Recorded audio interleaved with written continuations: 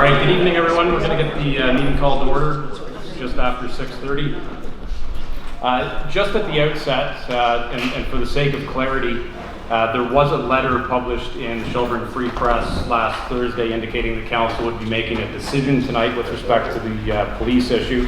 That's not the case. We won't be making our final decision tonight. What we are doing is receiving a staff report, which will be later on in the agenda. We do have a fairly lengthy agenda, so I'll ask for your patience as we work through that. There's still a fair bit of information to consider that's contained in that staff report, and seeing as though we have until July 15th to make our decision, I'm not inclined to rush council into this. This is a critically important decision for our town moving forward, and I want to make sure that council has all the time that it needs to consider everything before we call the question. So with that, we'll move on in our agenda. The second item is disclosure of pecuniary interest. So if any council member has a pecuniary interest, you can disclose that in writing with the clerk. Minutes from the June 10th, 2009 meeting. Motion reads, be it resolved that the minutes from the regular council meeting held June 10th, 2019 be approved as presented and circulated. Do I have a mover and seconder for that? Moved by Councillor Bonato, seconded by Councillor Buffett. Any discussion on the minutes? All in favor? Motion carried. Next, we have a special presentation, and if you'll just bear with me, I'm just going to come off the stage for a second.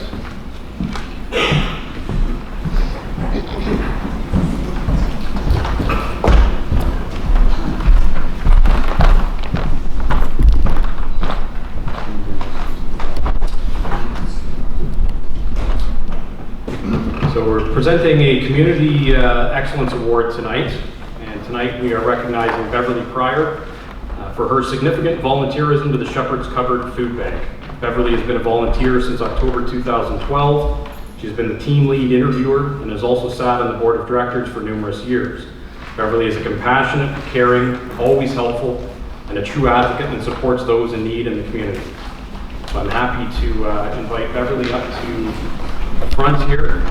Present her with a medal and a certificate that reads, on this 24th day of June 2019, this certificate is presented as an expression of appreciation for your ongoing support and volunteerism with the Shepherd's Cupboard Food Bank.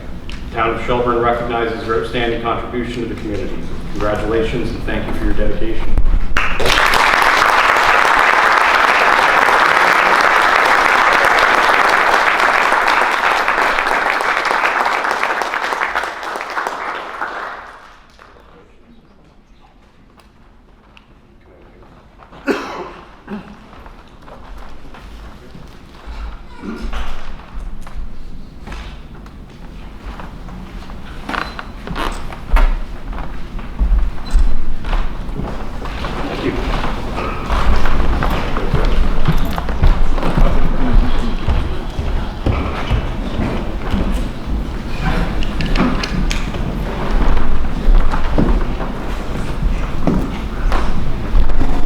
Okay, we have a number of presentations at the front end of the agenda here tonight, and the first presentation will be from Deanie Lusty from the Welcome Wagon group in Shelburne to tell us a little bit about what her organization does. So, welcome to the podium.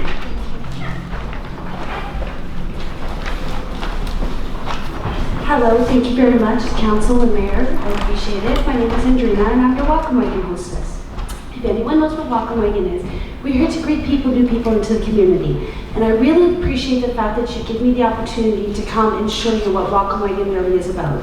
We've been in over this community and service. We're just presenting a plaque to Cruise Insurance for over 30 years in the Welcome Wagon basket. So that tells you that it's a great benefit and it's an awesome thing to have to show new people and new babies into the community. I know that we're a growing community. I know Shelburne is a very busy town and it is well talked about. As a matter of fact, I've done a couple community welcome visits where people have actually moved from Ecuador and Chile. So they actually researched Shelburne, Ontario to come here. So that tells you how much of a great town this really is. Thank you so much. Any questions anytime, please feel free to contact me. I would love it to be able to work with the council and the mayor. I do appreciate the letter from the mayor. It's wonderful for the new people to receive. It's also nice to know who the council is as well, so if you want to put something together for me so I can have it in the basket, the more civic information, the more information new people have to the community, the better off we are. So thank you for allowing me to present myself. Have a good night. Thank you. Thank you. Are there any questions? Well, I know that there's a nominal fee, I believe, if you're a business. Yes, that is correct. Is that a general fee, or is it geared to certain? Geared to different categories. We have over 200 different categories, so there's difference. Like as you see, we've got the 2 grocery stores. We've got even businesses from Orangeville that are so interested in coming to Shelburne, they're actually in the basket, which is really nice. So it's great to have, and it's also good to see that the businesses understand. Also, it runs on different categories, like I said, so there's different prices for different things. And is there a contract that you sign? Correct, there is a contract you sign. There's a 6-month or there's also a 12-month contract as well. So, okay? Thank you. Welcome, thank you. Any further questions? Okay, so we have a motion on the agenda. Be it resolved, the council receives the presentation from the representatives of the Welcome Wagon. The mover and seconder for that. Moved by Councillor Fegan, seconded by Councillor Wagner. Any discussion? All in favor? Motion carried. Thank you very much. Next up, we have Dr. Matthew Tannenbaum from the Wellington Dufferin Guelph Public Health Unit. Dr. Tannenbaum. Thank you very much, Mayor Mills and councillors. First of all, can everyone hear me? The mic sometimes is a little bit iffy when I present, so I want to double check. I think we're good. Okay, thank you very much for having me this evening. My name is Dr. Matthew Tannenbaum, and I'm the Associate Medical Officer of Health with Wellington Dufferin Guelph Public Health. I know I met many of you when I was here in January to speak with you about the decision around whether to allow retail outlets for cannabis in Shelburne. And I'm happy to come back again and tell you a little bit more about what we do in public health, the kind of services we provide to the community, and how in particular we serve the needs of Shelburne as a public health unit in Ontario. So hopefully this works. Here we go. So I'm not going to spend a whole long time, but I'm going to be a bit involved in the presentation today. If you find I'm going too fast or too slow, just give me a cue, and I can adjust accordingly. But I want to cover a few major things. First of all, talking about the role of public health broadly as a field to make sure we're all on the same page as far as the role we play in the community. I want to talk concretely about how public health serves the town of Shelburne. I want to talk more about our organization so that we can know how to connect in the future. And I want to talk a little bit about public health transformation, which refers to some of the changes that we're likely to see in the coming years as a consequence of the recent provincial budget. Towards the end, I'm happy to take any questions that you have about things that I have addressed or things that I haven't addressed. I'll do my best to answer them for you. So first off, talking a bit about the role of public health. So I'm not sure if you can see it from your laptops there, but on the screen behind you there's a slide up showing 12 great public health achievements. And when I like to talk about public health, I like to start here, because this is the really big, high-impact things that we think of as success stories in public health. We know that since the beginning of the 20th century, the lifespan of people in Canada has increased by about 30 years, and scientists estimate that about 25 of those years of increased lifespan are because of public health interventions. We know that there are various things we do that led to that, and these 12 things are sort of our greatest hits. We know that things like vaccination obviously reduces the likelihood of a kid having something like measles or polio, and therefore leads to reduced illness and reduced death. We know that recognizing tobacco is a health hazard, recognizing that we can encourage less smoking, we can have age limits around smoking, we can have smoke-free spaces. All of those things lead to decreased disability and decreased death. We know that having safer food, safer water, all of those things lead to less people becoming ill, people leading healthy, more productive lives. So that's just a few of these things that are up here. But the key thing is there are some big things that we do in public health as a field. And you'll notice that even though we're public health, most of these things up here take place outside of healthcare settings. So not things that happen in hospitals or in clinics or in other places where healthcare is done. There are things that we do that are more broad, more upstream, more preventively oriented, knowing that it's easier to keep someone from becoming ill than it is to help someone once they're ill. And on that slide, I want to talk about the idea of thinking upstream. This is kind of a good demonstration of the mentality we take in public health. We often talk about working upstream to health problems. And where that comes from is this old parable that we tell each other in public health about this river. And I'm sure it's not a true story, but the idea is it demonstrates what we do and how we do it. The story goes that a man's walking by a river, and he notices that there's a kid who's fallen in the river and is being carried downstream and he's drowning. So the man, of course, really worried about the kid, hops in, grabs the kid, and pulls the kid out. Not really sure what happened, but it's glad the kid is safe. Then the man notices a second kid in the river, and is thinking, that's weird. Hops in again, grabs the kid, pulls him out. Then notices a third kid, a fourth kid, a fifth kid. And of course, while this man's trying to make sure these kids are taken out of the water and that no one's harmed, he's wondering to himself, well, why are all these kids ending up in the river? And so once he's able to help people who are in the river, he goes upstream towards the head of the river and finds that there's a bridge that is broken. People, because they're not being careful, are falling in. And so the idea of thinking upstream is to kind of take that mentality of not just dealing with the problem as it exists, but thinking about the root causes of the problem, going to the base underlying causes, and making an impact there. Because of course, it's much easier to fix a bridge than it is to keep pulling kids out of a river. Another thing we've talked quite often about in public health is this idea of social determinants of health. And so thinking about this idea of root causes, we like to ask ourselves, what does the science say is the reason that some people become ill and not others? We know that not everyone dies at the same age, not everyone gets the same diseases, and we kind of wonder why that is. And the things you might think of are people's biology, people's behaviors, people's own genetic predispositions, things like that, and those do play a role. But a lot of the scientific evidence says that things like biology and even access to healthcare account for a relatively small portion of the reasons people become ill. About half of the underlying reasons people become ill is because of what we call the social determinants of health. Things like education level, income, someone's ethnicity, their ability to find gainful employment, all of those things. It would probably come as no surprise that people who are unemployed, lower income, lower education, who are of a visible minority, they face greater challenges to health. And we know that the evidence backs that up. And so as a consequence, a lot of our work in public health is focused not just on the health issues as they come up, but on those underlying causes, including modifying things like income, like education, so people can live healthy, productive lives and have a lower chance of becoming ill. The other thing I want to say about public health is that public health represents really good value for money. And that's something we don't often think about because it's a bit opaque, but there is some good evidence out there saying that when people stay healthy, that represents a much better investment for society than trying to treat people when they become ill. Of course, it's not either or, but the further upstream you go when you make your investments, the less it ends up costing society. And there's good evidence bearing this out. And this is actually a table from a study that was done that looks at health systems in Australia, Canada, the UK, and the US, along with other high-income nations. And it looks at the return on investment of different kind of public health measures, the cost-benefit ratio, we call it.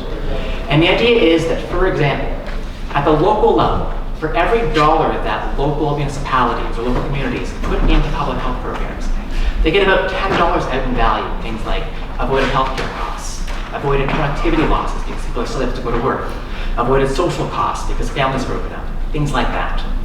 When we look at things at a national level and think about national programs that exist in public health, the investment's even better, about $17 out for every dollar that goes in. And so while we think about the role of public health, it's worth knowing that this does represent a very good investment for communities and for society as a whole. Now, I talked a bit earlier about the change in life expectancy in Ontario. And you can see if you look at the slide here that things have changed over the past 2 centuries, including a pretty dramatic increase in life expectancy at around the turn of the 20th century. And you might think that that's because of something like hospitalization, better universal health care, antibiotics, or other healthcare interventions. But just to illustrate the point I was making earlier, that actually wasn't the time that those things began being used. By the time that publicly funded healthcare came around, by the time that antibiotics came into wide use, we were already past that increase in life expectancy. It was actually because of things like better treatment of water and sewage, better treatment of people with communicable diseases, where we can isolate them and treat them without spreading disease to others. Those are actually the things that led to that dramatic increase in life expectancy, and dramatic increase in health. Just to further illustrate the point, this is a set of tables showing the things that caused, these are leading causes of death in the beginning and the end of the 20th century. Unfortunately, this is USA data because I couldn't find 1900 data from Canada, but the causes are pretty similar. And if you look at things like heart disease, cancer, stroke, those are things we commonly know as common illnesses that cause death in today's day and age. But if you roll back a century, it's things like pneumonia, influenza, tuberculosis, diarrheal diseases, which means gastrointestinal, like stomach diseases, because of infections. And it's because we've gotten much better at treating infections that not only have we seen longer lives, but the whole nature of what causes illness and death has changed in our society. And as a consequence in public health, we're talking more now on chronic disease prevention, because you know that those are the things that are going to have high impact if we can address them. So moving more specifically to the public health mandate in Ontario. So as public health, we're one of 35 public health units that work with local municipalities to make sure the population stays healthy. We work under the authority of a law called the Health Protection and Promotion Act. And that lays out 5 broad domains of the work that we do in public health, which are worth knowing about. These include, for example, assessment and surveillance. So that means we keep an eye on the trends in the population to understand what's going on in our local communities, what's causing illness, what's causing death, what are we seeing as far as hospitalizations, reasons for doctor's visits, reasons for problems in school, what are we seeing as far as employment, income, education, and all that. And using that information to then inform decisions we make about how to intervene and develop programs and services. Health promotion and policy development is more broadly about developing environments where people can thrive and achieve their full health and stay healthy. So thinking about things like strong focus on the social determinants of health, focusing on education, income, environments in which people can walk around, not be exposed to kinds of pollution, things like that. It's all about the healthy environments we develop, both locally and at a broader society level. The next domain is disease and injury prevention, which is about decreasing and eliminating the risk factors for disease and illness. So think about things like tobacco as a health hazard. Of course, if we reduce tobacco use, we reduce things like lung cancer. If we have, laws that say children have to wear helmets while they're bicycling, we know that's going to decrease the rate of concussions, and that's preventing injuries and therefore increasing health. Screening programs that look at things like colorectal cancer, cervical cancer, other kinds of cancer are also part of this. We work with our healthcare providers to deliver those services. But the idea is that we address some of the risk factors for disease and work to address them in this domain. Finally, health protection is about controlling and eliminating the threats to disease. So this is things like vaccination programs that eliminate communicable diseases. It's about isolation of people who are ill, so diseases aren't spreading. It's also about management of foodborne illness, making sure we have safe water so that people aren't becoming ill when they're at home or at work or in the community, just drinking water, making sure people can stay safe when they are healthy. And finally, we play an important role in managing emergencies because they often have health implications. And sometimes that's as the lead agency for an emergency, and sometimes that's working in a supporting role with our municipal partners. So working a bit from there, I'm not going to go in depth here, but more granularly, there are these Ontario Public Health Standards that cover the domains of services we deliver, and they define the core kinds of services the province requires of us. The key thing to know about this is that it allows us to tailor the programs and services to the needs of our community so that we can make sure we're actually addressing the needs not just of Ontario, but of Wellington, Dufferin, Guelph, and Shelburne as an example.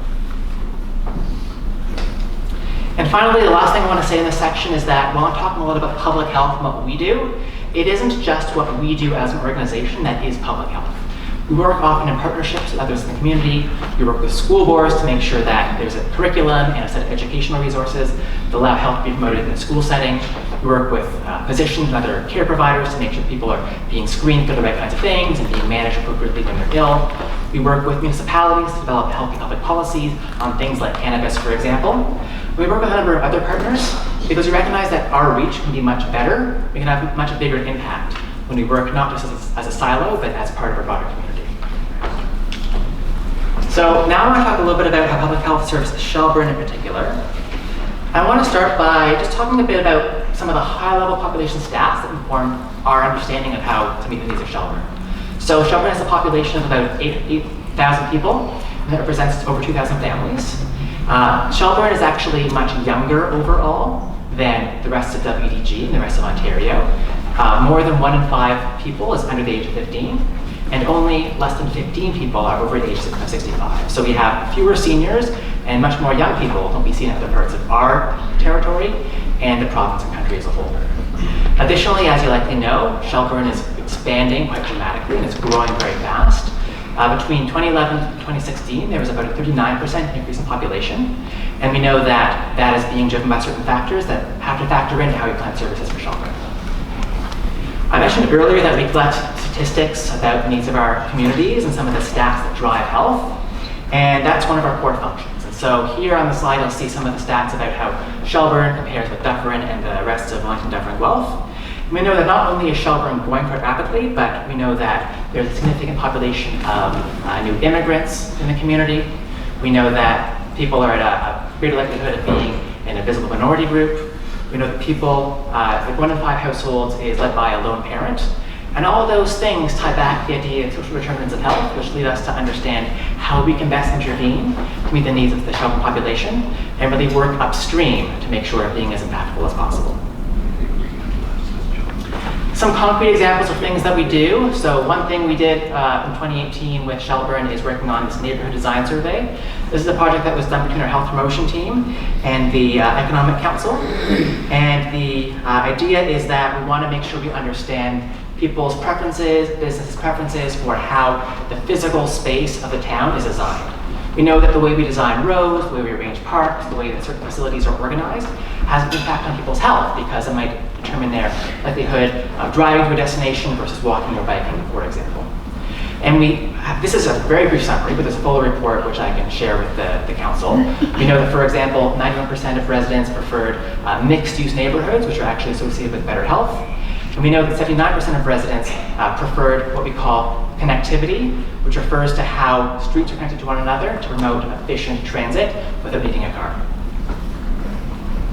We also work with the broader county on some health equity initiatives. Health equity refers to measures that we take as a community to make sure that everyone has the opportunity for good health.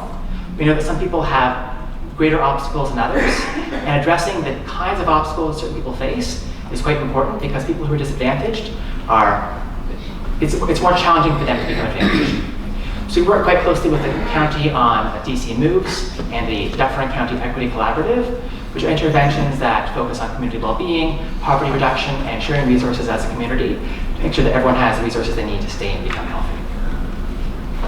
That's a picture of me up there from when I came back in January to talk with you guys about cannabis. And that's just an example of how we work with local municipalities on decision making, where the decision has an impact on the health of the population.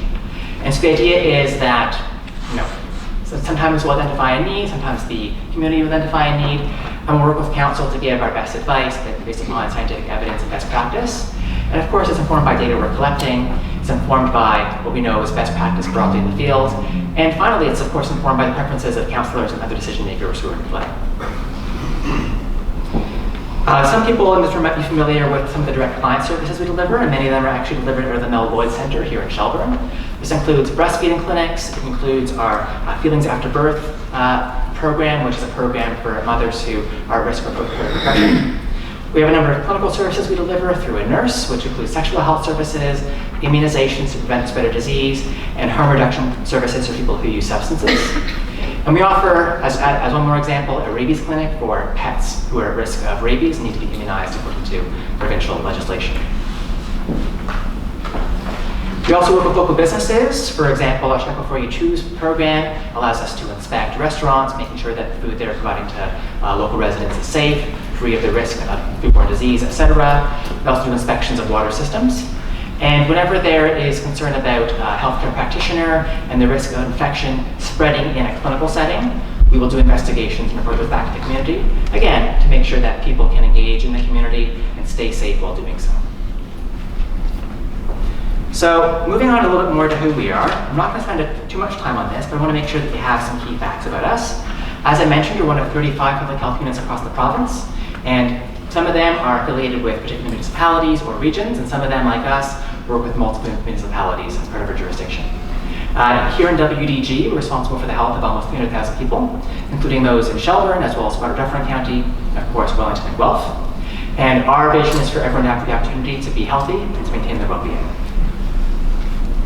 We have a recent community report that was put out, which is available on our website, and this demonstrates some of the ways that we have improved our reach and impact on the community. I'm not going to go through all these things, but the key thing is that we do a lot of work around vaccines and immunization, distributing a lot of vaccines to the community, as well as having a process for making sure that when children are entering school, if they're not properly immunized per the requirements of school entry, we're working with parents and care providers to make sure kids are caught up in immunizations. As I mentioned, we deliver clinical services, and across WDG, we had over 17,000 clinical appointments in 2018, and over 10,000 doses of vaccine that we deliver in our clinics.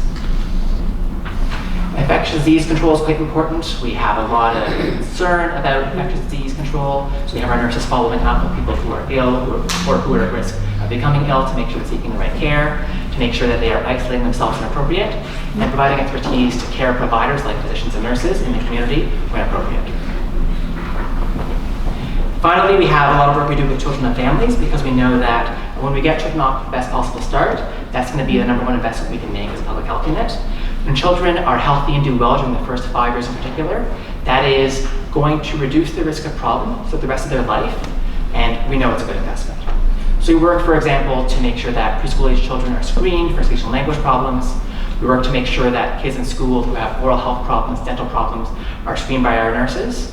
And finally, we work to make sure that parents who are concerned or have questions about how to raise their new child, they can come to us for education or for advice from the teacher. A few other ways we work in the community. We have a lot of investigations around things like foodborne illness, restaurant inspections. We have, concern about animals and spread of things like rabies. And you may have read in the news today that we had a bat in Guelph which carried rabies. And of course, that's a community concern because it's a very significant illness were it to be something that occurred in humans. So we're quite diligent to make sure that the community risk remains low for rabies. And we also do surveys in the community to better understand the needs of community members. For example, we have a youth survey that we do every year for kids in grades 7 and 10 that informs our planning of programs. A little bit about our budget. So this is a breakdown of our budget at a high level. You'll see that most of our budget comes from either the Ministry of Health and Long-Term Care through a grant or through other ministries like the Ministry of Community and Social Services, which provides funding for Healthy Babies, Healthy Children program, for example. Of course, it's a cost-share program between municipalities and the province. So Dufferin County, for example, represents about 7% of our budget, and our relationships, as far as our budget, are always with the upper tier municipalities based upon the population of the municipalities. Just going back, you may be familiar with Dr. Nicola Mercer, who's our Medical Officer of Health, and of course I'm here as your Associate Medical Officer of Health. And the idea is that in public health units locally, they're all led by physicians who have specialized training in the sciences of public health, and they go through training to receive that specialization. And so Dr. Mercer and I both have specialization to make sure that we're skilled to lead a public health unit, to make sure that we are responding to the needs of our community. So we know that we can use those skills to make sure that we are understanding the needs, setting our strategy accordingly, managing programs effectively to have the best reach and the best bang for buck. We're applying our medical expertise to bear when there's a medical issue to be dealt with. And we're familiar and keeping up to date on the science and best practice around emerging issues like cannabis, like other things in the community, to make sure that we can provide informed recommendations, both internally to our staff, as well as to our community partners, including municipalities. You may be familiar with the role the Medical Officer of Health plays if there's any sort of health emergency. An MOH can order a restaurant to be closed, they can order a boil water advisory, they can order an outbreak declared, or order someone to be isolated in the case of a communicable disease. So in the context of an emergency, the MOH can become quite visible. And as an MOH or an AMOH, we report to a board that has representation both from the province and from the upper tier municipalities. So I want to talk briefly, just to end off, a little bit about public health transformation. And you may be familiar with some changes in public health that were announced as a consequence of the Ontario budget in 2019 that was released on the 11th of April. I'm not going to read you this block of text, but that is what the budget says about public health. And there are some pretty significant changes that we're going to be seeing in a few years that are probably going to inform the ways that we interact, at least for the next 2 or 3 years. The key things that the government, that this is the provincial government, has said they want to see change about public health is that they want to change the structure of public health from being 35 locally aligned public health agencies to being 10 regional entities. So we're going to be seeing amalgamations and mergers of public health units and less of a local connection as a consequence of that. On the next slide, I'll talk a bit more about what the regions look like, but that's something we're going to be seeing over the coming years. And they've talked about having some pieces of that in place as early as April 2020. The next major piece is they're talking about changes to funding, which includes a general reduction of about $200 million in public health funding from the province, as well as changes to the cost-sharing formula between the province and municipalities. So there's going to be reduced funding from the province. The municipalities are going to be expected to pick up more of the tab as a consequence. Finally, they've announced that they would like public health units to introduce a new low fees, infections in the mouth, need for dental surgery. they can be significant burdens on quality of life. And so they tasked us with developing a new service to address that, which is going to be up and running beginning this fall and expanding into the winter and next year. I mentioned a moment ago that they're looking to amalgamate public health with these 10 regions, and this is a map of what we believe the 10 regions are going to look like. There's still some consultation going on, but based upon what we know to date, this is the set of 10 regions that's proposed. And first thing to know about that is that these boundaries respect municipal boundaries. So Dufferin County would be entirely contained within one public health unit, as opposed to spanning multiple public health units. What's being proposed for us as WDG is for us to be merged with the Waterloo Region Health Unit, the Halton Region Health Unit, and Peel Region Health Unit. So we're going to be included in the same public health agency as Mississauga, Brampton, Waterloo, Kitchener, Burlington, Oakville. That's all going to become one public health unit if this plan goes forward. Whereas right now we serve about 300,000 people in the community, this would make us serve about a population of about 3 million. And it would actually be one of the fastest growing groups of people in the province. You know that by about 2040, that's going to be a population of about 4 million, and will account for nearly 1/4 of all people in the province in the one public health unit. If this is the plan that we go forward with, we would actually be larger by population and growing faster than the City of Toronto. I mentioned as well that there are some changes to the cost sharing. So historically, cost sharing has been about 75% from the province, 25% from the municipality, which recognizes that if you want to make sure public health is well equipped to do the work of public health, you need dedicated funding, and oftentimes that means funding beyond what municipalities can bear. There's of course a strong municipal connection, but provincial organization and provincial standards are reflected in the fact that they are the bigger, or at least were up until now, the bigger contributor to our budgets. Moving forward in coming years, beginning next year, we're going to see a cost share to a 70-30 split, and then beginning in 2021-2022 year, it's going to be a 60-40 split. Additionally, some program areas that are currently 100% provincially funded are going to become cost share programs. And so the bottom line for this is that while public health continues to do the work of public health and we live into this new provincial vision, there is going to be an increased ask of municipalities as a consequence of the decision to change this cost sharing formula. Of course, because of that change to municipal alignment, the change to municipal financial contribution, AMO, the Association of Municipalities of Ontario, has been quite involved in this, and they've become a good partner on this issue. And they have articulated the municipal perspective on public health changes. And so they have identified 4 key principles that they want to make sure are incorporated to any system change in public health. This includes the idea of program delivery being subsidiary, which means that services are of course responsive to the needs of local communities and are delivered at the most local level as is feasible. It, of course, has principle around funding, which is the idea that municipalities can't necessarily bear a significant portion of public health funding, and that it really should be a shared responsibility between the province and the municipalities that reflects the standards and the requirements the province puts on public health units. The third thing is local pay for local say. So if we're going to become these regional entities and have new governing boards, the local voice will be smaller than it would be. Instead of having representatives from, Wellington, Dufferin, and Guelph, including municipal reps who make about half of our board, in a health unit where we become 1/10 of the health unit, we would probably have the 1/10 representation that we currently have. So AMO is saying that it's important that if you're going to be expecting municipalities to fund public health, it is important that they have say over the governance so that they can make sure that public health does respond to the needs of local communities. And finally, that ties to the idea of governance and engagement, is that people should be represented municipally in the governance process and structure, and that there should be a way to make sure that public health units and lower tier governments can stay engaged about local health issues that are affecting people in the community. The ministry has outlined a consultation process beginning this summer and rolling out over the fall and winter. And the bottom line for this is that we're probably going to see more details about what this looks like in the fall as the legislature resumes, and some of the details of this plan have been worked out.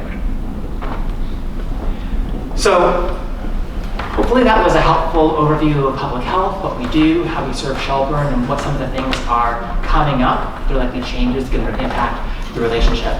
I do want to make sure I'm available for questions, including questions about things I have addressed, things I have or haven't addressed, and I'm happy to take any questions you have now if you have. Thank you very much. Any questions for Dr. Tenenbaum? Councilor Bernardo? As you mentioned at the end, the way that the province has decided to roll things out. Growing bigger, currently there are 2 doctors within the Wellington Dufferin Health. How many more doctors will there be in this larger entity that's supposedly rolling out? So that's an excellent question. The short answer is we don't know. We know that if you look at WEG, we have 2 doctors, Waterloo Region has 2 doctors, Halton Region has 3 doctors, and PEL I think has 5 doctors currently. So if you take us all together, we're actually a pretty sizable group. I expect that once we are in a new regional model, there are going to be fewer. I don't know how many docs there are going to be. One of the questions that we have about how this is going to roll out is whether we're going to have a regional entity that has all of its resources as a region, or whether we're going to be a regional entity that has smaller service delivery areas so that we can organize things locally to make sure we're continuing to do things like the restaurant inspections, like vaccine clinics, and we have sub-regions within the bigger region. And I think that decision will, of course, impact how the health unit is staffed, including by physicians. The short answer, though, is unfortunately we don't know. But you don't know. Yeah, I got that part. I got that. Like, it's very interesting. They're asking us as municipalities to kick up more money, but at the same time, it seems less local resources for those municipalities in the way of public health because of the way it's being presented as large. And I guess I'm trying to relate because I noticed Toronto's on its own. Yes. And you said that we are going to be growing larger than Toronto. How many public health doctors does Toronto have? I haven't checked recently, and it can change from time to time, but I believe it's about 6. So we should have at least 6 or more if we're growing larger than Toronto.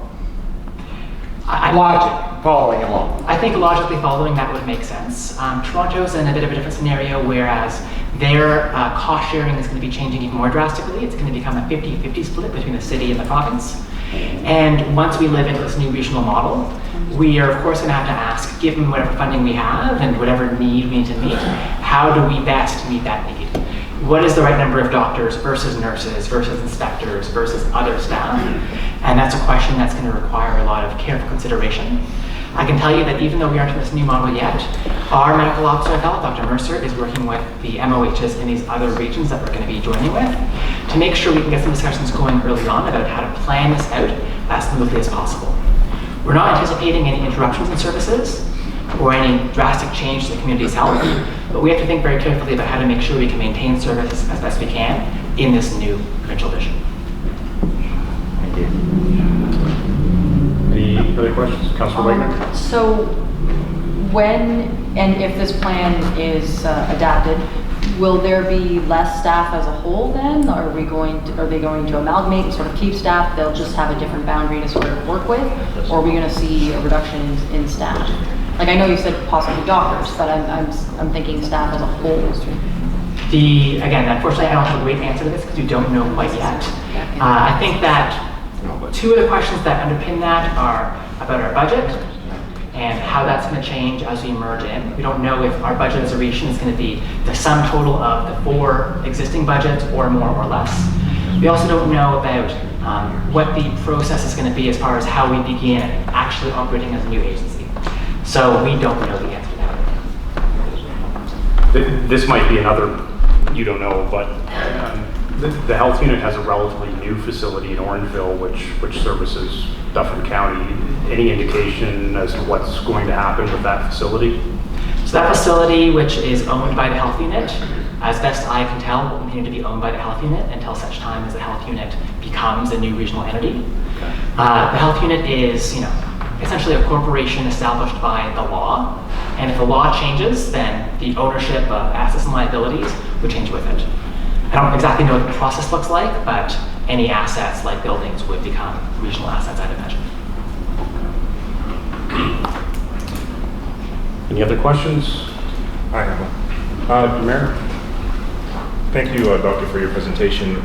You mentioned under the umbrella of public health that one of the factors that lead to poor health is income or lack thereof. Under the previous government, there was a pilot project guaranteed income that seemed to have positive results. This government has scrapped it. I'm just wondering whether there is a push to have that restored, or are you hearing anything with respect to alternatives to that program?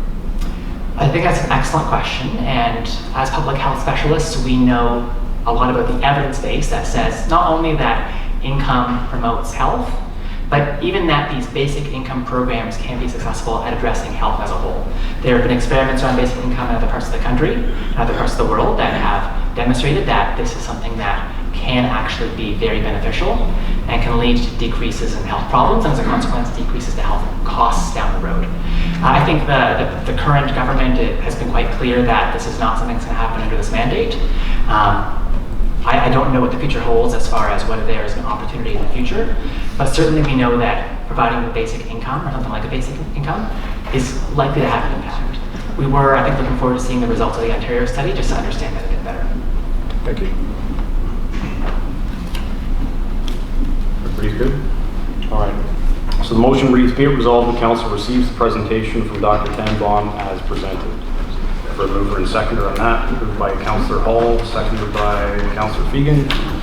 Any further discussion? All in favor? Motion's carried. Thank you. Thank you. Thank you very much. Thank you. Next presentation is from the Ontario Clean Water Agencies. We have Don Irvine and Brad Hoover. How are you?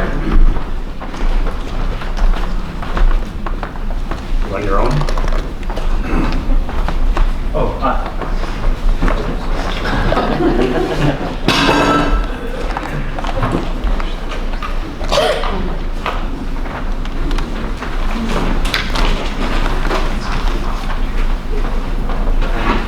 Perfect. Thank you, Your Worship, Town Council, and Town staff.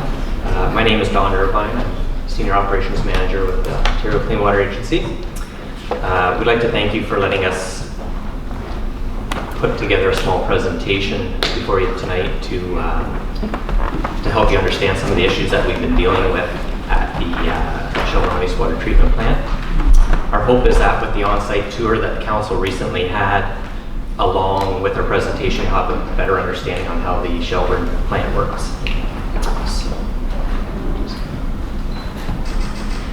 So just before I get into the process diagram here, I just wanted to refresh your mind on the history of the plant. The plant was actually commissioned in 1981, and from 1999 to 2016, there was a total of 4 major capital upgrades, with the recent obviously being in 2016 with the addition of 2 tertiary cloth filters.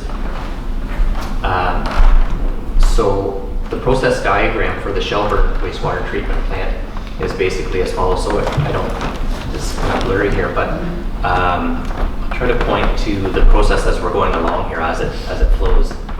So the incoming flow up here,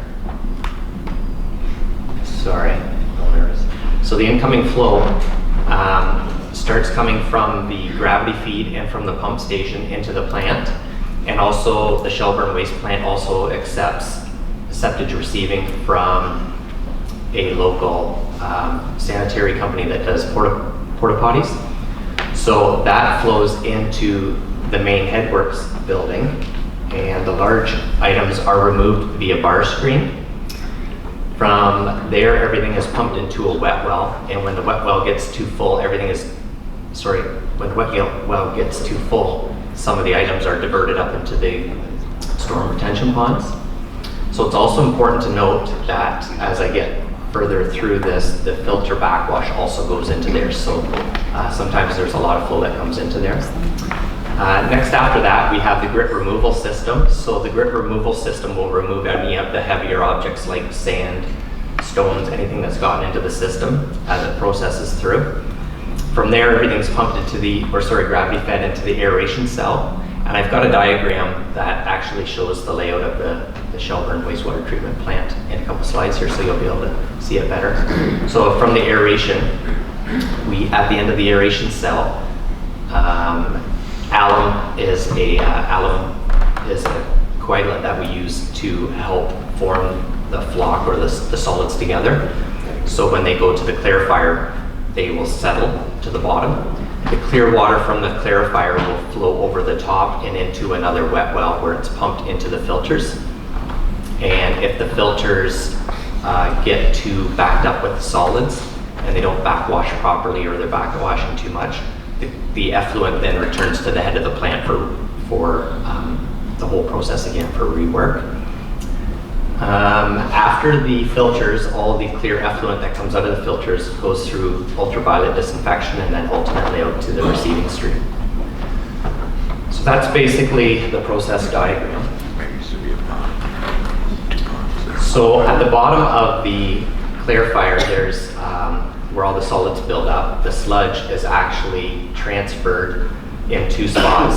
Part of it's actually sent back to the head of the plant, or sorry, back into the aeration, because it's full of activated bacteria and biomass, and that helps breaking down the raw sewage. Another part, the stuff that's older, actually gets sent to the digesters where it's produced a little bit more until the primary and secondary digesters are full, and then we shut the air off to those and let the heavier solids settle so we can decant the water back to the head of the plant and rework the plant that water again. So any of the sludge that's on the bottom is sent to the biosolids tank, which is the big blue tank on the property, and then from there is ultimately hauled off site for field application. So Aqua basically looks after hundreds of different varieties of sewage wastewater treatment plants all across the province. Each of them, there's no two alike. Each of them have their own issues, their own challenges. And basically this is an overshot of back a few years ago when construction was being done around the plant. It just kind of shows you the close proximity of the new homes and the soccer fields in relationship to the plant and to the storm retention ponds. So because of the nature of the raw sewage and the properties of the raw sewage, there are potentials for odors at any time, depending on the temperature and the wind directions. So this is an overview, excuse me, of the Shelburne wastewater treatment plant, basically from the slide that was shown earlier. And this is actually going to show the process of the flow coming in. So obviously the incoming flow from the sewage, be it the pump station or raw sewage, gravity flow. From there it hits the bar screen and gets all the heavier solids are removed. If that wet well again gets too high, things are diverted up to the storm pond. We're able to bring some of that storm pond effluent back or raw sewage back when the flows have subsided a little bit through the plant. And from there, like I said, it gets pumped out to the aeration tank where it sits roughly about 24 hours in there and gets broken down even more. The organics get broken down. So the raw sewage is basically trains. There's two trains there, and they flow evenly to the far end where the alum is added. And then it goes into a splitter box into each of the clarifiers. Again, the clear water goes over the weirs of the clarifier and the heavier solids sit at the bottom. The clear water goes back into the main building where the tertiary cloth filters are. And anything that goes through the filters goes out through ultraviolet disinfection and then ultimately out to the receiving stream. I had mentioned earlier about the return activated sludge or the activated sludge on the bottom of the clarifier, the solids. Part of that gets pumped back to help break down more of the raw sewage. And then whatever isn't pumped back there after a few days gets pumped into the primary digester, ultimately over to the secondary digester, and then ultimately into the sludge storage tank after it's been decanted. From the sludge storage tank, it gets transported off sites to the fields. So that's all I have. I'd like to thank you. And up next speaking is Brad Hooper, our process and optimization specialist. Thank you. Your Worship, Council, and staff, thank you for this opportunity. So now we're going to discuss some of the potential issues and questions that have been surrounding the plant for the past bit. So if a wastewater plant is operating more than 50% of its rated capacity, taking any process offline for repairs or maintenance can actually stress the rest of the plant depending on the time of the year, weather, all different conditions come into this. And ultimately, when that happens, it takes time for the plant to recover because we are dealing with a biological process. This isn't just a chemical process. It's a living, breathing organism, actually, the plant itself. And so this exact scenario actually happened this past winter in January. When the main clarifiers went down, we normally operate 2 clarifiers at the plant. So we literally had to take one of the clarifiers out of service and get it repaired. And so in doing so, we actually had to double the flow rate through the other clarifier. And ultimately, this increased the loading on the next part of the plant, and it ended up causing more flow to be actually diverted to the storm ponds. So the storm ponds, as mentioned earlier, are ultimately close to residential areas. And so because of these higher flows and the higher levels that were attributed at the ponds, it took longer for us to actually be able to go back into the process when we got it up and running correctly. And ultimately, this is how the plant has been designed to operate. The storm ponds are actually there to fluctuate with high incoming flows, and it's how we operate it according to how it's been set up and designed for that very reason. So, as mentioned earlier, one of the clarifiers, by it going down, the clarifiers are designed to settle solids when it comes in. And so the more retention time, the longer we have for that water to stay in the clarifier, the more time it allows for solids to settle. But when you shorten that time, some of the solids don't settle and they get carried downstream. And the next downstream part is the cloth filters. And they've been designed for a specific rating to take solids in it. But when that rating is exceeded, it now causes the filters to backwash a lot more frequently, and so then they start diverting the water back to the plant, so it just continually kind of grows on itself. Ultimately, when we started going through things at the plant, we realized that we needed some more air going to the aeration tanks, and the mechanical issue that we discovered was the aeration diffusers themselves. They had reached the end of their life expectancy, and they sort of work exactly because we're dealing with a live organism. Picture a fish tank, you add air to a fish tank, and that, if you see the bubbles coming up, a lot of times there's a stone there. Well, that's the identical thing that you have at the wastewater plant. And over time, if air gets shut off because of power bumps, or you name, those ceramic diffusers also get plugged over years, and over time they continually get plugged more and more. We clean them on a regular basis, but they ultimately have a life expectancy. And when you get to the end of the life expectancy, they can clog and become very difficult to actually distribute oxygen, similar as like in a fish aquarium, you need oxygen for the fish, you need oxygen for the bugs. And without that, they can't survive and live. So ultimately, when dealing with the filters, the backwashes from the filters, because we were sending more solids, ended up backwashing almost continually, and therefore it brought way more flow into the head of the plant, which diverted a lot more flow back to the head of the ponds. Another area where odors can be associated, and why we're bringing it up, is ultimately the digesters and the big blue silo that people will see around the wastewater plant that stores sludge. In the springtime, everything is very full, of course. But there can be odors when we actually, after we use the digesters and we operate them according to how the plant was designed, we run them, and then that helps break down the sludge, or even more by using the bacteria in it. But then we have to shut the air off and we settle it.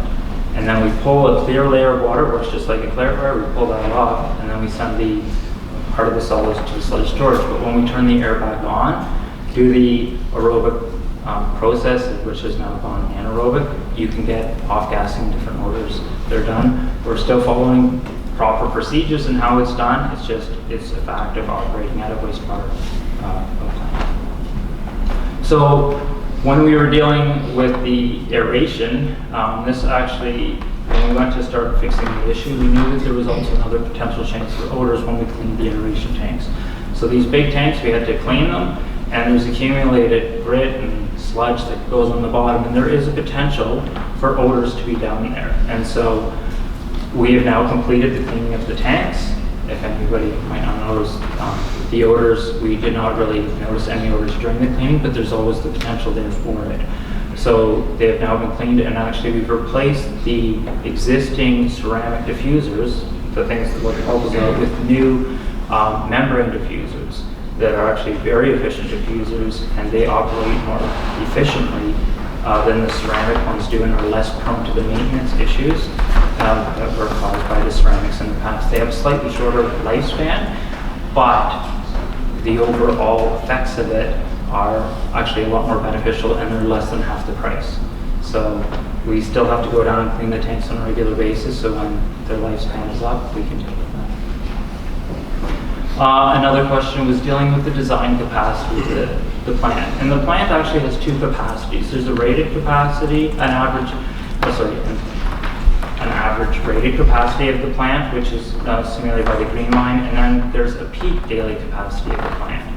And ultimately, we always strive to be under the average daily capacity, and we are. And actually, the storm retention ponds help us do that. They allow us to take the peak flows during a storm event, and it buffers it for us, and then it goes through the plant, and we haven't in the past, over 10 years, when I looked at all the data, that we've never exceeded the peak capacity for one day. But the interesting thing, and when I brought this, I'll put the census in there, is the population has increased by 39%, but our flows have barely increased, and that's been to the work that's been done in your collection system by doing all the upgrades and that, so you've been able to take the increase in population without the high increase in flows that would normally be attributed with that. So next steps, what are we doing? Well, currently the town and the engineers, the ECA is under review by the Ministry of Environment to see what the next steps are for the facility itself. We've reviewed the process itself and looked for possible efficiencies in the plant to ultimately make it run smoother. We've looked at the SCADA system and the controls. So the SCADA is actually pretty much a very customized computer system that actually controls and monitors the plant. And we've looked closely at it to see if there's actually possible modifications that can be made in the future to actually help improve the efficiencies of the plant and also minimize diverting up to the storm retention ponds to help in that area too. And we've looked at different technologies. We're currently looking at different technologies or different options to potentially a temporary solution until the new EA comes out of the new plant, or to pass information that we deem may be very important for possible upgrades in the future, so that the town and the consultants can review those in further detail to see if they want to incorporate it into the design of the facility. Thank you, and are there any questions? Thanks, Brad. Any questions from Council? Council Bernardo? Always got a question. In the past, ARPA used to come to councils and give us updates as well as needs at the plant so that we could do it in our capital budgets. Lately, I don't remember people coming to council and making any presentations to council. Is that something that it helps us out a bit? Can I actually, because I'm actually with the process group based out in Mississauga, I know. Sorry, I can't properly answer this question. I think our CAO may actually have a comment on that. Through the Mayor, Walter Bernard, Councilor Bernardo, we actually work very closely with Auckland and capital scheduling. So the budget that you see has already been a consultative process.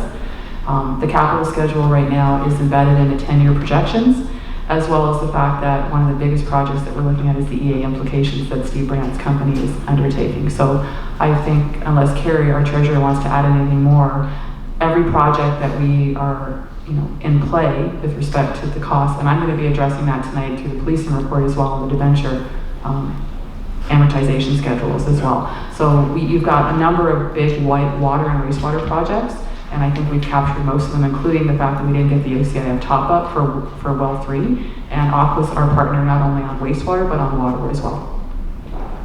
I understand that it's in the capital, and I understand we've looked at it in the capital, but I guess they come to explain the capital and the reasons for the needs more often. I know we get it from staff, and I know you work closely, but I guess that's what I'm trying to say. We've heard from them a little more often. That's all. I'll leave it at that. Okay. Pass that now, or? Sure. Okay. Okay, so I guess my question would be, what ramifications could the town see if the adjacent community's retail property values were to drop due to issues regarding the smell?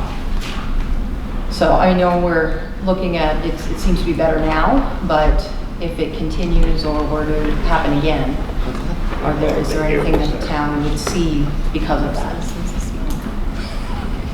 So.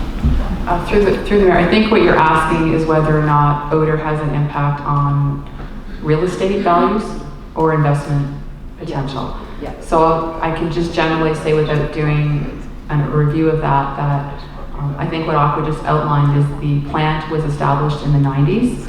A lot of the, I guess, border clients or groups that exist around it are aware of that, or if they're not aware of it, they should educate themselves on that. There are other communities that have recently expanded where waste treatment plants are in close proximity to those very expensive real estate investments.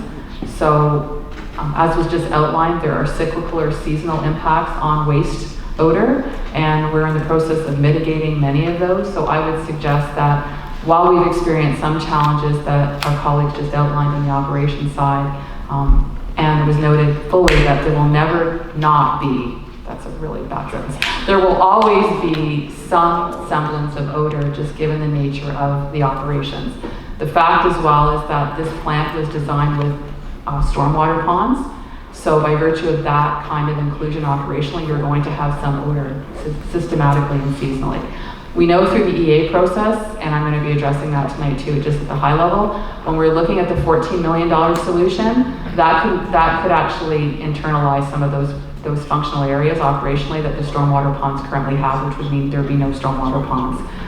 That's the most expensive solution. So the answer to your question is, the town, and I think all municipalities that have waste treatment plants, would be prepared to demonstrate how they're part of the infrastructure, and that those businesses or residents that live in close proximity to them would coexist with them on a regular basis.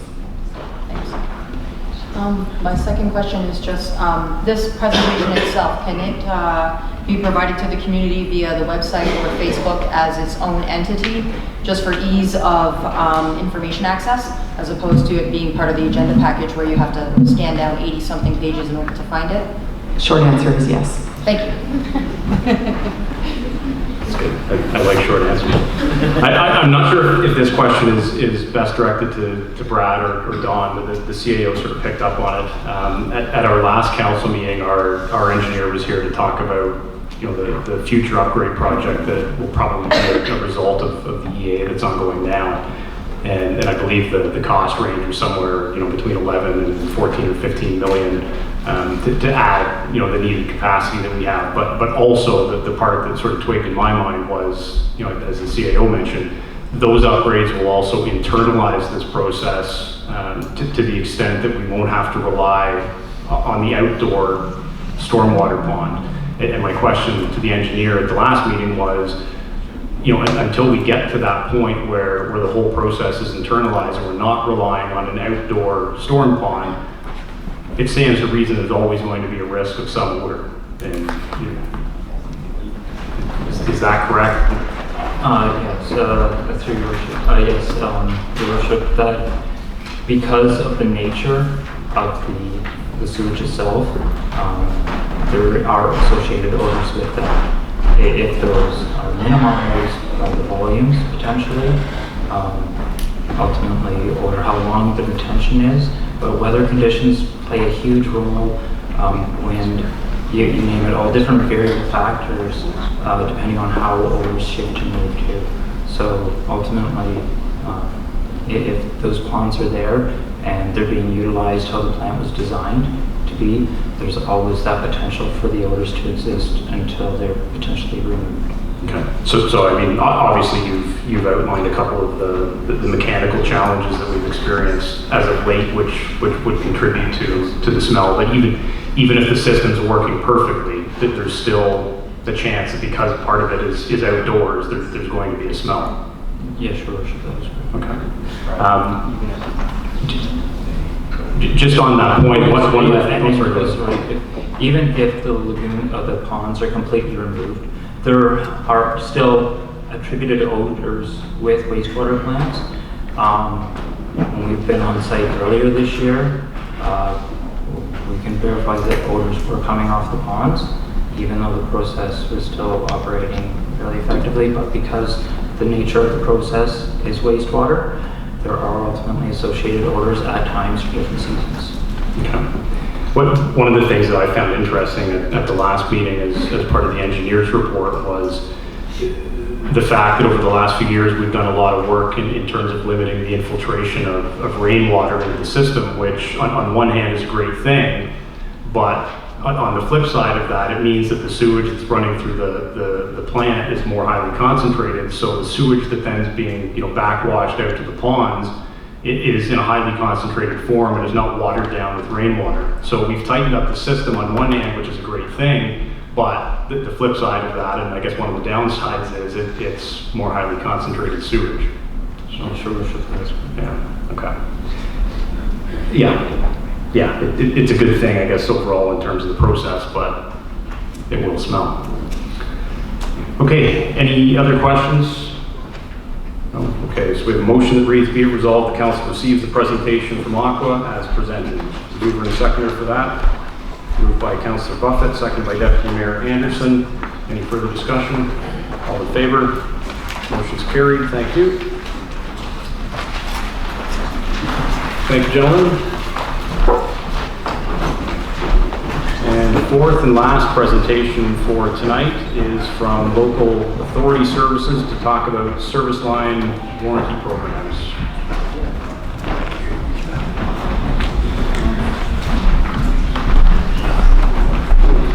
Good evening, Mr. Mayor, Councilors, thanks so much for having me. My name is Elise Dostal, I'm from Service Line Warranties. This is Eleanor Schneider, who's from LAS.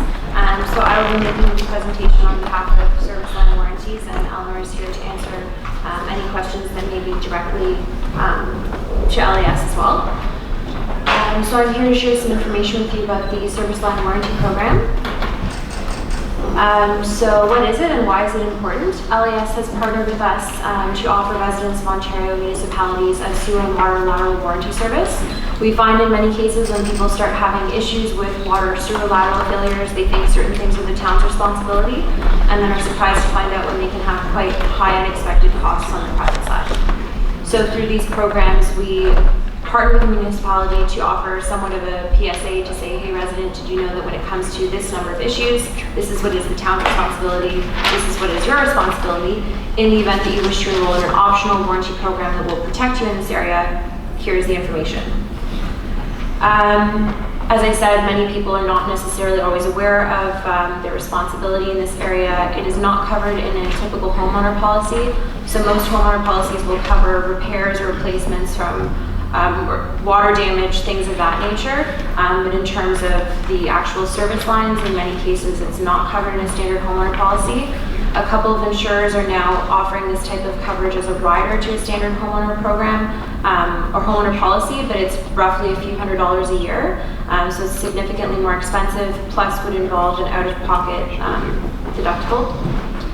Whereas with the warranty, it's a set amount per month or per year, no out-of-pocket expenses. It's really actually designed primarily to eliminate that altogether. So there's a number of reasons why these lines can fail. I'm sure you're familiar if you're a homeowner. Root intrusion, rusting, rotting, clogs, leaks, frozen pipes. Repairs can be costly and stressful and often unexpected. So this is emphasized that it's 100% optional for residents.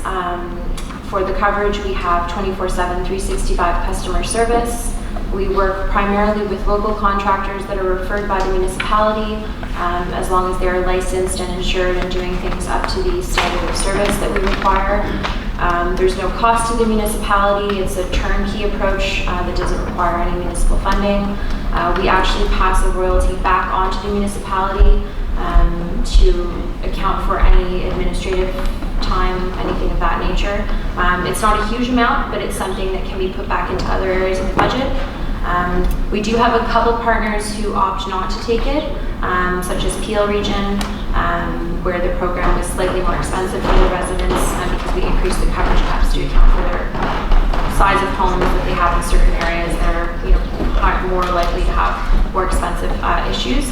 But for the most part, I would say 99% of our partners do take that 5% and put it into other areas of the program.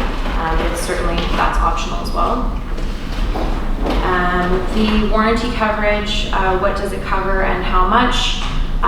So there's the external sewer line, the external water line, and included in the water line coverage is also the septic and well system for that water line. So the water line coverage is $5,000, the sewer line coverage is $8,000. We also have, not related to municipal infrastructure, but we also offer an interior plumbing product that's very popular. Most people who enroll in the water or sewer line coverage will also opt to enroll in the interior plumbing, simply because then you don't have to worry with getting a bill of a few $100s each time you need to call a plumber. You just pay a low amount per month, and it's all taken care of through the program and through the 1-800 number.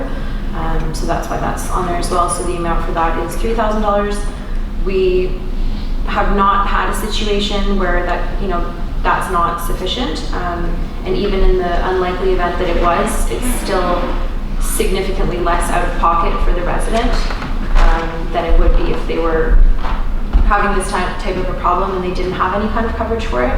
But we find 99% of any claims will fall below those levels. But we do work with some municipalities to increase them if they find that historically, based on the cost of repairs, that is something that's of interest or necessary. I don't know if you have any septic well systems covering a portion of your municipality. Many municipalities do. So we often get asked about septic and well systems being included in this coverage for people who aren't on municipal water and sewer. So we've actually just started offering that as well, so that those individuals can have coverage for their water lines. It's the same price as the water lines in the other coverage, $5.33 a month, for up to $8,000 worth of coverage per incident. So it covers the cost of repairing broken, leaking, or clogged outside septic lines. They can fail for the same reasons, the other lines can fail. So that's something I'm happy to go into further as well if there are any questions on that. With regards to service eligibility, we primarily work with single-family homeowners. We find if we start getting into any questions regarding commercial properties or condos, apartments, it can become very complicated for us to apply this model with this pricing. So for now, the only residents who would be able to take advantage of it would be single-family homeowners. Rental properties are eligible, but it must be the property owner that would purchase the warranty. There's no pre-inspection of pipes. It would be virtually impossible for us to go to each home that enrolled in the program and inspect the situation that they have there. We do find there are some self-selectors who know that they have an issue and have not been proactive about it and receive the letter and choose to enroll in the program and have something fixed and then opt out of the program. Our model accounts for that. That's fine. So people can enroll in the program and be covered right away. But we do find many people, if they aren't a fixed income, they have had problems in the past. It is a great program. It's a very low cost, and so we will find most people will enroll and stay. If there is an incident that they have, that falls in those coverage caps, those are per incident coverage caps, so they could have a problem 6 months later for the same $8,000 hypothetically, let's say, and that would be covered as well. The distinction between the warranty plans and insurance, we do get this often. I touched on it briefly earlier with the fact that this is not typically covered in a homeowner policy. There's no deductible in this case. There's no increase in rates if people file a claim or have, we're seeing that our contractor is visiting them for a number of different issues. So it's really just designed to eliminate any out-of-pocket. They pay this, rate per month. They enroll in the program for as long as they want to participate, and we come and send someone, so it's not as if they have to, pay to get a contractor, come and get them up and running, and then hope to get their money back from the insurance company potentially. We just send someone. So it's really a service pledge with the contractor to come and service the homeowners when they have these issues. But I would encourage you to ask your insurance provider what kind of coverage you do have in this area, because more often than not, it won't be sufficient, or it will be far more expensive. So essentially how the partnership with the municipality works is we raise awareness for the program using direct mail. We do ask that the municipality endorse the program for a number of reasons. It's not something that the residents can enroll in on their own. First and foremost, I mean, we want residents to be aware that it's a credible program. Homeowners are inundated with all kinds of stuff these days by phone and the mail, and it's hard for people to know what's credible and what isn't, and if they pay into something, if someone's going to show up and take care of the problem when they have a problem. So this basically just says that, you know, the municipality has vetted our track record in Ontario. They've looked into the program, the due diligence has been done, and if, you know, residents pay into the program, they will be covered when they have an issue. Further, we find that our average cost per mailing to each resident is $3 per letter. If we are to spend that mailing each of your residents, chances are an average homeowner is not familiar with LAS or AMO because it's more of a public sector, and they wouldn't be familiar with our program if they didn't live in one of the other, you know, 50 municipalities where we're partnered. So chances are that would just go straight in the garbage and would be a waste of our marketing spend. If it's in conjunction with the municipality, at the very least they open it, read what it's about, and then choose whether they want to participate or not. So that's essentially how that works. We don't require the municipality to provide us with any kind of data. We secure that on our own. We simply ask that they confirm the postal codes to make sure we're going to the right areas, the right people within your municipality. Customers can enroll by phone, by mail, online. A little piece on the contractor, as I mentioned before, we look to typically the municipality to refer contractors that they would refer to their residents to make sure that they're going to do things up to code, to make sure that they're, you know, insured. They're people that hopefully, you know, the municipality is already familiar with. So first and foremost, those are the contractors that we approach to partner with. We find we have very good feedback from our contractors because it rings the bell for them in some situations where a homeowner may not necessarily have been proactive about a problem. When they're enrolled in the program, it gives them, you know, the contractor the opportunity to come out and fix it when the homeowner may have been avoiding or putting it off with not wanting to pay, or they can get into a haggling situation of the homeowner and the contractor over a price to fix something. So this basically eliminates that. You know, we pay them promptly and, you know, have an agreement with them. So it works out well for the contractors also. But any contractors are welcome to apply as long as they're licensed and insured. So after each interaction, we ask the customer to provide us with some feedback on their experience. So we're currently tracking that says 97, but it's actually 98 customer satisfaction rating. The rates, as I mentioned, are what, you know, the feedback that we've gotten is that they are quite affordable for the level of coverage that they provide. The external water line is $5, the external sewer line is $7.25. The prices beside them are the annual rates. People can enroll in one or both. We find typically people will enroll in both, but obviously it's up to them. These are some of the people who are participating in the program. As of this week, I think we've surpassed 50 municipal partners. Really of all sizes, all throughout Ontario, because it's applicable really to homeowners in any community. So we are always happy to provide some references from some of our other longer standing municipal partners as well. And so really the next steps for making it available in your community is council approving a 3-page marketing agreement outlining the details of the program and us moving forward with marketing it to the residents. So at this point, I'd like to welcome any questions for myself or Ellen from LAS. Thank you. Councilor Fegan? So what's the process for a contractor to apply to LAS?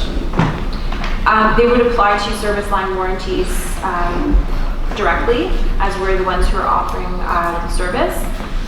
I'm not sure exactly how it works, but we have a contractor management team that's quite large, and if they were to approach us and say that they were working here where the program was offered and they were licensed and insured and they wanted to participate in the program, and it wasn't one of the contractors that Shelburne had recommended when the partnership went into place, then we would vet them on our end and make sure everything checked out, and then they would be welcome to be one of our contractor partners.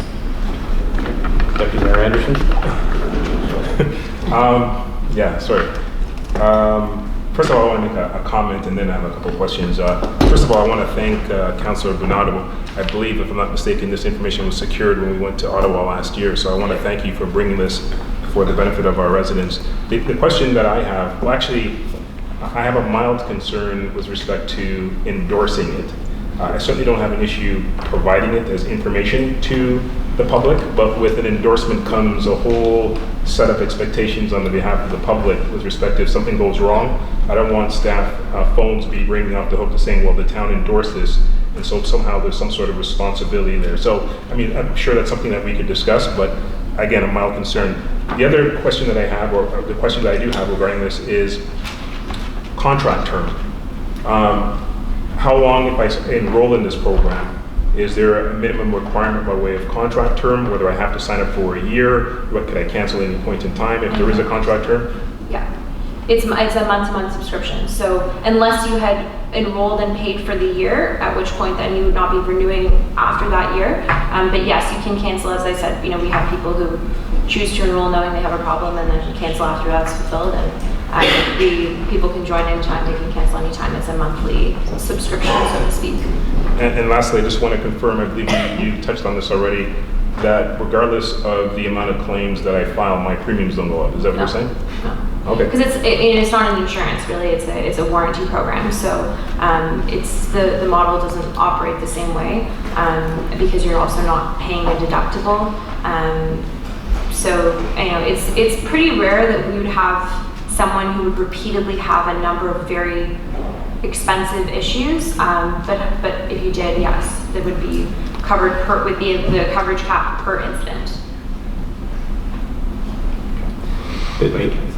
Oh, sorry, Councilor Donato. Can you explain the program rates? Because there's a lot of numbers there, and I know even when I was up in Ottawa, I had them explain it to me. So I think that it's $5 a month or $55, or if you go for the sewer line, $7.25 a month, I believe, right? Yes. Can you explain all of that again? Yes, sure. Yeah, sorry if I went through that too quickly. So from the table that's up on the screen, you would be considered Southern Ontario, so it would be the Southern Ontario rates that are there. The external water line on a monthly basis, if you wanted to enroll in just that, would be $5 a month. The external sewer line, if you wanted to enroll in just that, would be $7.25 a month. I believe the interior plumbing product that's not on here is roughly $6.50. It's somewhere in between, I think. But I'm happy to confirm that later if that's of interest. The section on the far right is the annual fee. So the external water line, if you wish to pay it annually, would be $55. The external sewer line, if you wish to pay it annually, would be $79.25. So the annual totals are broken down there below of what they would be. As with many things, it's incrementally less expensive to pay annually. But overall, considering the level of protection that residents would receive for these rates, it's what a lot of people consider to be very affordable to eliminate risk in this area, because it can be extremely costly when these problems do happen. Councilor Wagner. So that's a per household, regardless of how large your house is or where it's located in the town? Yeah. Everybody pays the same? Yeah. So the coverage caps, as I understand it, is $8,000 per repair. $8,000 for the sewer. Okay. I'll go back to that. Sorry, I know you gave me the tutorial. Okay, I've got them back up here. Okay, so yes, the sewer is $8,000, the water line coverage is $5,000, and the interior plumbing coverage is $3,000. So a question maybe for staff, if you're okay to answer it, I mean, are those in line with the kind of repair costs that we see here? Because it was mentioned, I mean, if that's short, I mean, those can be increased? Yeah, I mean, as I mentioned, we increased them in Peel region due to the nature of their history of their repairs. We increased them in Windsor and a couple of other places where they have a different infrastructure. For example, they work to the main, and so that can be much more expensive of a repair. So we do that, and we just have to subsequently increase, if we're going to increase the level of coverage, we increase the rate slightly. So I believe in those areas it's about 50 cents more per month. And through your worship, it is in line with costs that I have seen very recently. Okay. So we probably wouldn't be in a position where we had to increase those. No, that actually these look a little bit higher than what I've seen. Okay. There is a staff report later on in the agenda tonight from our director that deals with this as well. So, any other questions from council? Okay. So we have a motion that reads, be it resolved, the council receives the presentation from LAS regarding the service line warranty program as presented. Mover and seconder for that. Moved by Councillor Donato, seconded by Councillor Wagner. All in favor? Motion's carried. Thank you very much. Thank you. So feel free to stick around if you want for the staff report. Thank you. All right, so we got through all the presentations in an hour and a half. That's not bad. And thank you for your patience. So the next item on the agenda is public question period. For those members of the public who maybe haven't been to a council meeting in the past, this is an opportunity for a question. If you have one, we are going to limit it to one question per member of the public tonight because of the length of our agenda. One thing I would ask is that if you do have a question, please just state your name and your address when you rise to ask it, so that we can record that for the record. Yes, ma'am. Hi, Marie Burnett. I'm at 143 First Avenue West. So I'm at the corner, the southeast corner of Gordon and First Avenue. So the question pertains to the Stone Ridge development, subject to approval.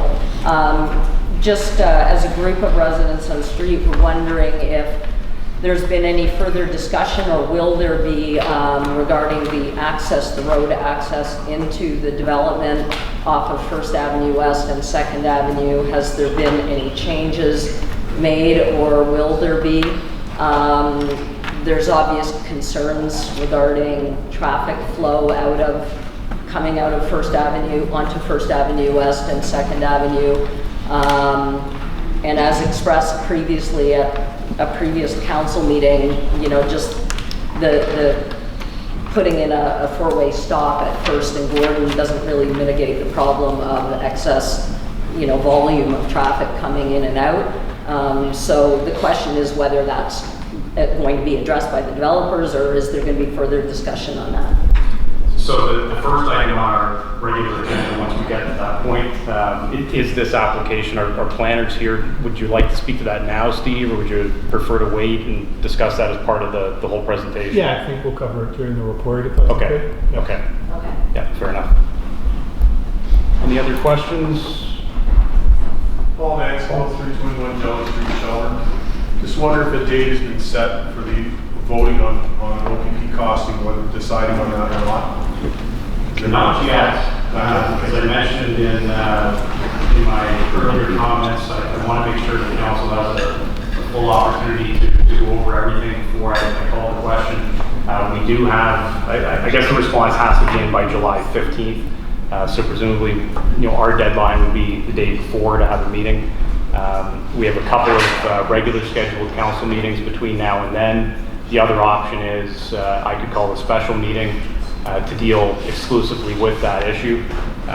In speaking with a couple of my colleagues today, I'm kind of inclined to think that might be the approach we take, just to give everybody, you know, ample opportunity to consider everything that's before us, and then not lump it together as part of a larger meeting, because as you can see, our agendas are getting quite long, so just deal exclusively with that. We will definitely provide lots of public notice, though, if that's the case, advertising in the local paper. The CAO makes a good point, too. The next regular scheduled council meeting is July the 8th, so I think regardless of what the approach is, we'll likely know by that night what date we'll be considering this. So we can mention it then as well, but it will be advertised and disseminated widely. Thank you. Any other questions, Mark? Hi, Mr. Mayor, it's Mark McCarthy, 110 Centennial Road in Shelburne. Just a question on police We haven't had an opportunity as the public to have any comment. We've had several meetings and we weren't allowed to ask questions directly to the presenter. Any other questions? Okay, so we'll close question period. And that takes us to council inquiries. Are there any council inquiries? Councillor Fegan? I'm sorry to kind of be flogging a dead horse here, but I do have a question in regards to the policing issue. And again, it's mainly because a lot of us weren't at the table when the costing was brought forward. The question that I have, Jennifer, if you wouldn't mind bringing up that slide image. So when the costing came through in regards to a new design build, we were told that it was going to be about $5 to $7 million, if I understand this correctly. The question that I have, I'm sorry. I don't know if that's going to stretch anymore. I'll speak up. How's that? Is it better? So the question I had was in regards to the design build. How much of that $5 to $7 million was allocated to land acquisition? And of that portion, the question that I have is, was Fiddle Park taken into consideration? If we take a look at the image that's right here, that clearing, I can't quite see it, it's a little bit further north there. Inside the wooded area there that is cleared out is roughly about 2 acres, probably a little bit more, which to my understanding would be plenty land that would be needed for a design build. So my question is, was that space taken into consideration in that cost? Yeah, I think the short answer is that particular location was not necessarily taken into account. I think the CAO can probably speak to numbers in terms of what portion of that overall cost that was associated to a new build was land and servicing. And also I think there was some information provided from our town engineer with respect to the potential cost for servicing, grading, etc. At Fiddle Park. Not necessarily that location, but just in general, because that has been mentioned a few times, both at council and at police services. So through the Mayor, Councillor Fegan, at the last meeting I provided an overview of the history of the accommodation process and specifically what facility and properties were looked at. It was indicated that in the 3 options that the second group looked at, that I footnoted that in the new build, which was based on 2015 construction dollars, and it's now 2019, neither land nor servicing nor location had been looked at. There was a scenario where the purchase of existing properties, and there were 2 that were contemplated at that time, had been pursued and none proceeded. At a high level, without having SBA here, if people are familiar with grading that was undertaken when the pavilion was put in, that was extensive costs. Our high-level estimate, again without Mr. Burnett here, is that the servicing to any location in Fiddle Park at the south portion of the property would be $500,000. And additionally, the grading would be in that range as well. Again, Steve will be addressing that later, but that property is not without challenges geographically and in terms of topography. So I'll be addressing that more fully tonight in a history again of what was addressed on the 10th of June. But my understanding is that there was no contemplation of what property would be the site of a new police facility, whether it's 3 levels, 2 levels, or 1 floor. And I just should clarify again that those projected prices were in 2015 construction dollars. So we have escalated our projections based on what we produced to council last week based on 2020 construction, and that was a project of $3 million plus approximately $900,000 in DCs if all the future DCs on the current developments that are in play were collected. The clerk actually just handed me a note here to say that particular portion of the park, I guess, is also naturally protected wetlands, so the Nottawasaga Valley Conservation Authority wouldn't permit any sort of construction there. But you know, more generally, you know, if we were looking at Fiddle Park, you know, as an option for a new build based on the information from our engineer, it looks as though you could add another $1 million in terms of servicing and grading. Mr. Mayor. Yeah. Does that answer your question? Yes. Any other council inquiries? No. I just want to for myself, it's not related to the policing. I was just wondering where staff might be at with regards to the bicycle racks in the downtown core, if they've had a chance to bring that up at all, because the nicer weather's here and we're riding our bikes and there's nowhere to put them. Jim, do you want to tackle that? Your Worship, I would have to check with other staff members on that. They're going to do the review downtown. Okay. Sorry, Your Worship, related to that last question, we brought up the issue of bike lanes as well. And has there been any progress on that with the nice weather and bikes out there? Because part of public health tonight was the promotion of biking and walking. So, Through Your Worship, I was talking to our lead hand this morning, and he was already prepping to get out there this week in the nicer weather, get started on it. So. With the bike lanes itself. So, yeah. Just one comment that I'd like to make. Last weekend we had the street festival, and I'd just like to thank Councillors Fegan and Wagner on behalf of council and in fact the whole community for all the work that the two of you put into that event, and would ask that you pass that along to the rest of your committee members. And I think it goes without saying that you certainly had some challenges this year.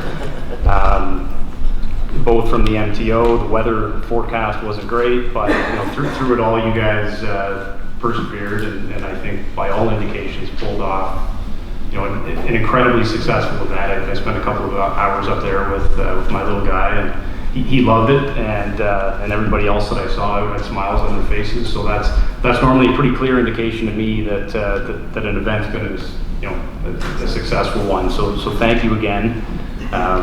For everything we did, and hopefully Canada Day will be a little easier to pull off. Yeah, by all means. Okay, so next item on the agenda is motions and bylaw for decision.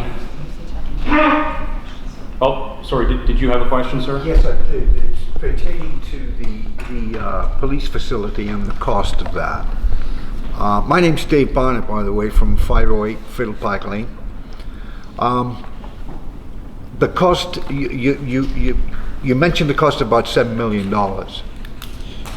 My question is, has any member of, sitting up there right now, made any inquiries as to maybe partial payments from the provincial or federal governments in this situation? I've got a reason for asking that. I got a very good story to tell you. We'd love to hear it because we have this. It won't take long. Sure. You want to hear it? Sure. Okay. I originally moved here October 2018. I came from Crystal Beach, Fort Erie. The next town to Fort Erie is the town of Ridgeway. Very small town, much smaller than Shelburne. And they decided to build a splash pad there. That splash pad cost $6 million. Now the town of Fort Erie balked on that price, but they managed to get the provincial government and the federal government to throw in $2 million apiece for $4 million, and the town of Fort Erie paid $2 million. My question is, has anybody contacted the federal government or the provincial government to partially fund this facility? Short answer is yes. I mean, staff can elaborate a bit on this if they want. I mean, being relatively new to the community, you may not be aware of how long this has been an ongoing issue, but that is something that has been looked at. Okay. Unfortunately, and perhaps surprisingly, there is a lot of provincial and federal grant money available for recreation-related, infrastructure such as splash pads, that sort of thing. There's never enough money to do what you want. Well, absolutely, but unfortunately, it seems that the grant funding available for things like police stations is not quite so fruitful. So, I mean, if you want to talk about getting back to basics and looking at sort of core services in a community, I mean, that's, I guess, a discussion we need to have with our provincial and federal representatives, but unfortunately, that's just the reality of the situation. Yeah.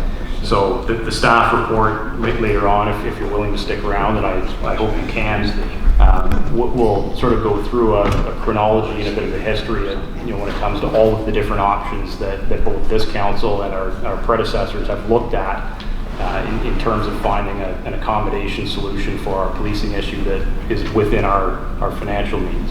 So thank you very much. We should put a splash pad or an ice skate. On top. Did you believe $6 million for a splash pad?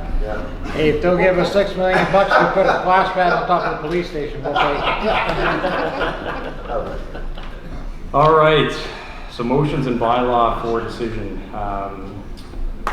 Consent agenda, there's 10 items there listed under the consent agenda. Is there anything in particular that any member would like to pull out and deal with separately? There was a couple of issues that I think the town of Mono passed a motion on, and I have to go and look it up now because I looked up earlier, on the funding issues that we have with the province, and if that's okay, I would like to go back to it maybe. Sure, yeah, if you can find it, we'll pull it back up later. Yeah, $1,000 pages. The clerk's just saying it's under the communications section. It's under so it's later on. Oh, yeah. The wrong section, okay. Anything else? No? Okay, so we have a motion be it resolved the council receives items number 1 through 10 under 6A consent agenda as presented and circulated. A mover and seconder for that. Moved by Councillor Fegan, second by Councillor Hall. All in favor? Motion's carried. Thank you very much. All right, so consideration of items. So first up, we have a report from our town planner regarding the Stone Ridge Holdings development. So hopefully your information, Marie, will be addressed here. Yes. Steve, welcome. Thank you.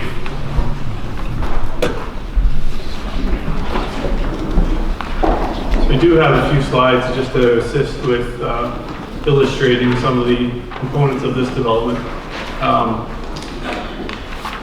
This project has been in front of council a few times previously, most recently on April 29th.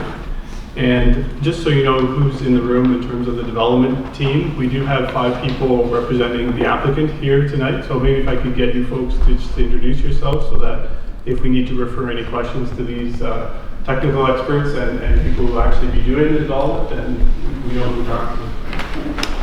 Tony Gaddy, GCS Consulting Services. Sorry.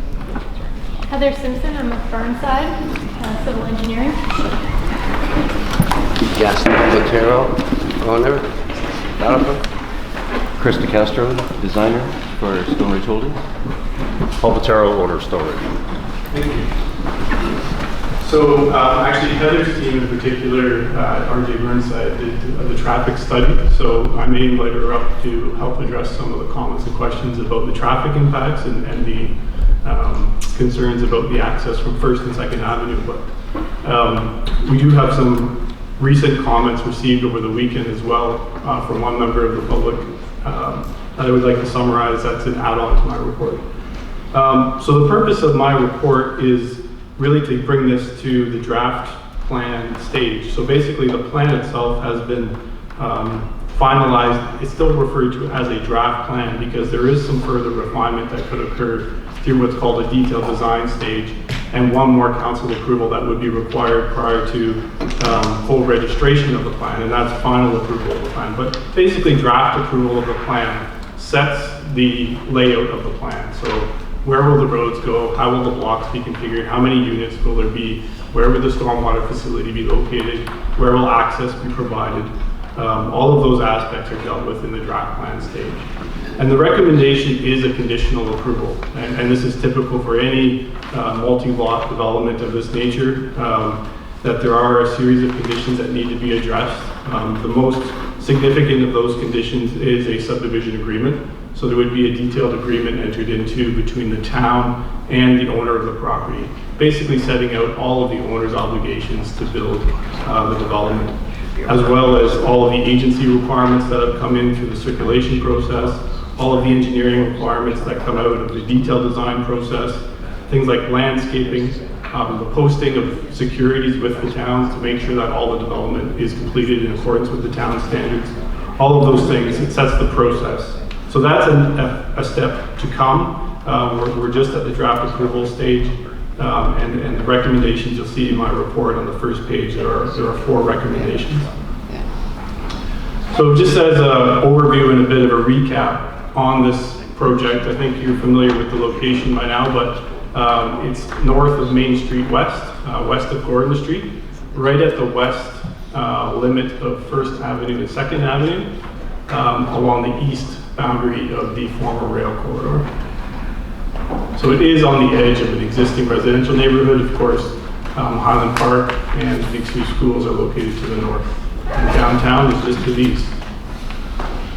So the first of the two plans that are recommended for draft approval this evening is called the draft plan of subdivision. And what the subdivision does is it creates the blocks of land for the development. So the legal boundaries of each piece of land that would be developed.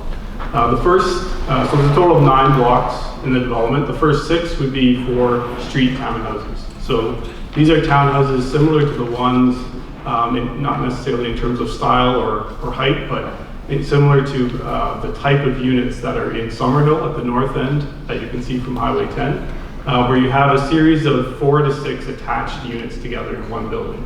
Those can range from bungalow, single story, to split level, to 2-story. And in fact, they can even go up to 3-story in this development, but I believe 1.5 to 2-story is what's proposed. The green areas outlined in this plan are where those 6 blocks of townhouses would be located. So they'd be along the west side of the property, fronting on that blue portion you see, which would be a future private condominium street. So those unit holders would collectively own that street. It would be what's referred to as a common element condominium, where each of those unit holders pays a fee towards the upkeep and maintenance of that street, as well as all the related services. There is one other block for future development. It's at the very south end of the property, Main and Gordon. At this point, no specific development has been identified for that block. It's referred to as future development. Basically what that means is that a further application and further approvals of council would be required prior to any development on that block. There is one very small sliver of orange. It's hard to see on this, but it's right on the west side of Gordon Street. There is a bit of an encroachment of an existing house on the development property, so that little sliver of property would be deeded to that property owner to rectify that encroachment. So basically that property would be enlarged somewhat so that that house is no longer encroaching on the development property. The other draft plan before you tonight for consideration is the draft plan of condominium. So this only relates to that common corridor of services that I referred to. So that private roadway that would be accessed from 1st and 2nd Avenue with a cul-de-sac at the north end of it. You can see that sort of oval or circular shape at the left-hand side of the slide. That would be the cul-de-sac. That's the north end of the development.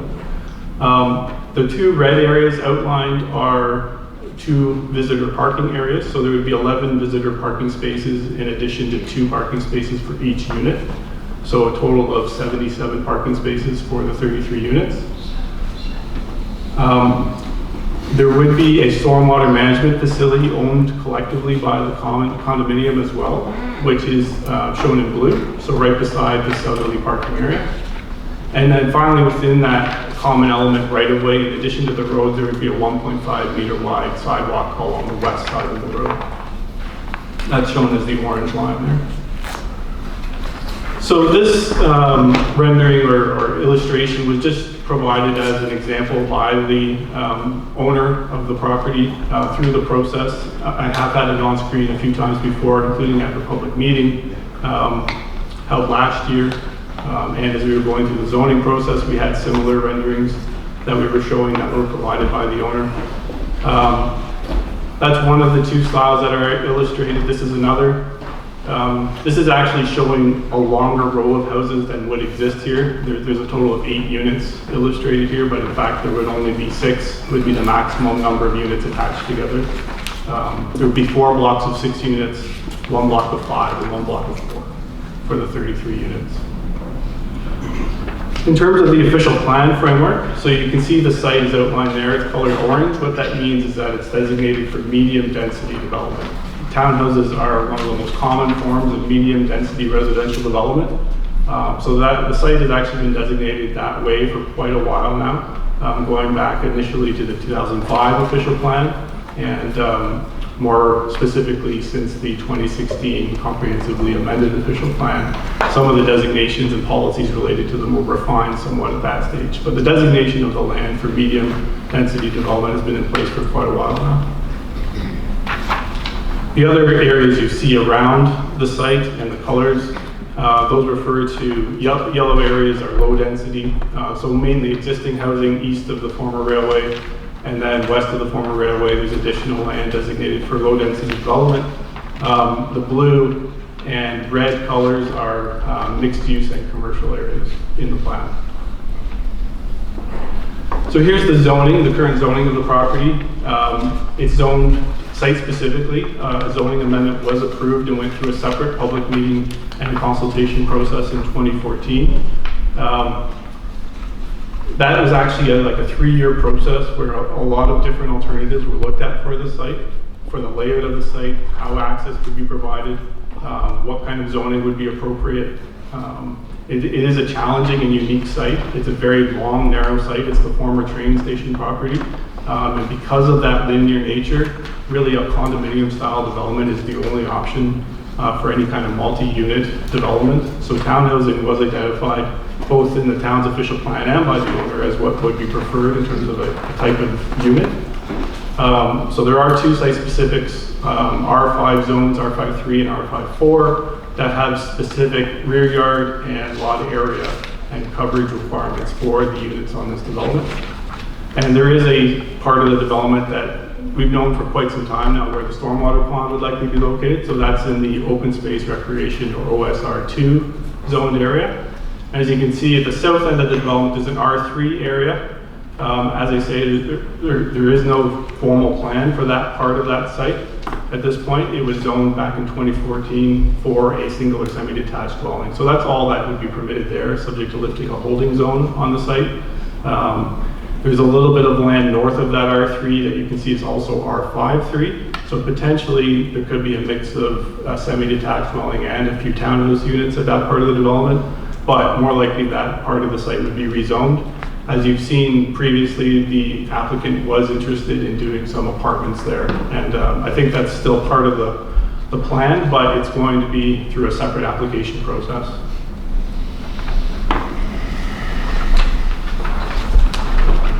So what does that holding provision mean in the zoning bylaw? Well, all of these things have to be addressed, and these have been covered in previous reports as well as in previous presentations. So the top of that list is the site plan, or the plan of condominium and plan of subdivision. So they would be really clearing that requirement if you grant approval of the draft plan, the 2 draft plans tonight. And then the others would fall through the remainder of the process. An archaeological assessment has actually been completed. There has been a stormwater management plan. It would be further detailed through the detailed design process.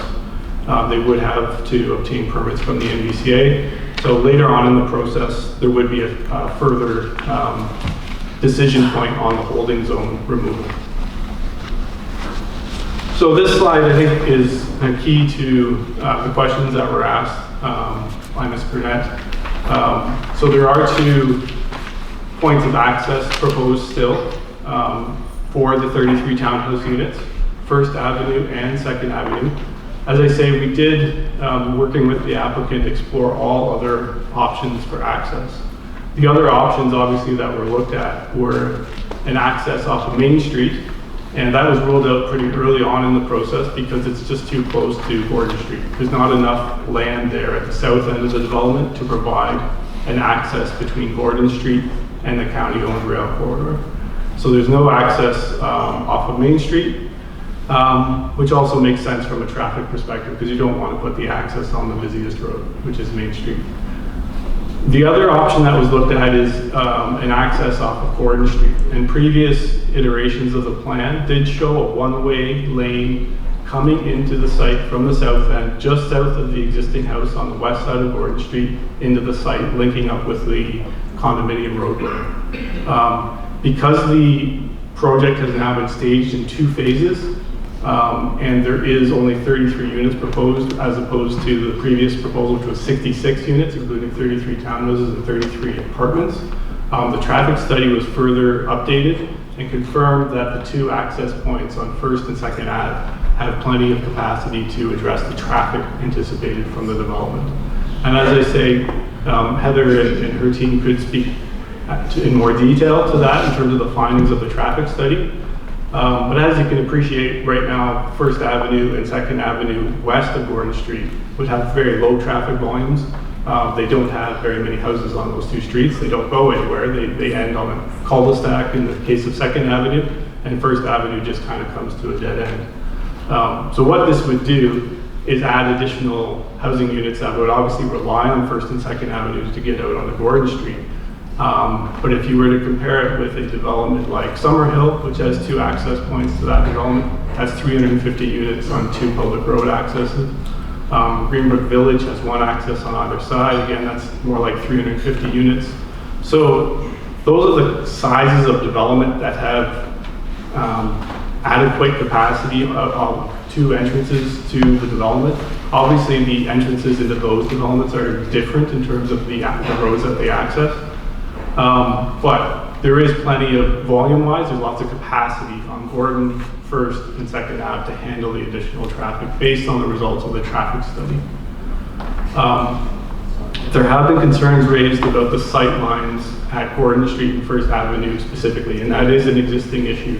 Where you have a house right up against the corner of the street, and as you're taking First Avenue to go further east or to go south on Gordon Street, it's difficult to see around the corner to see the oncoming vehicles. And right now on Gordon Street, the traffic does not have to stop at that intersection. Similarly, at Second Ave, the traffic on Gordon Street continues north to the school.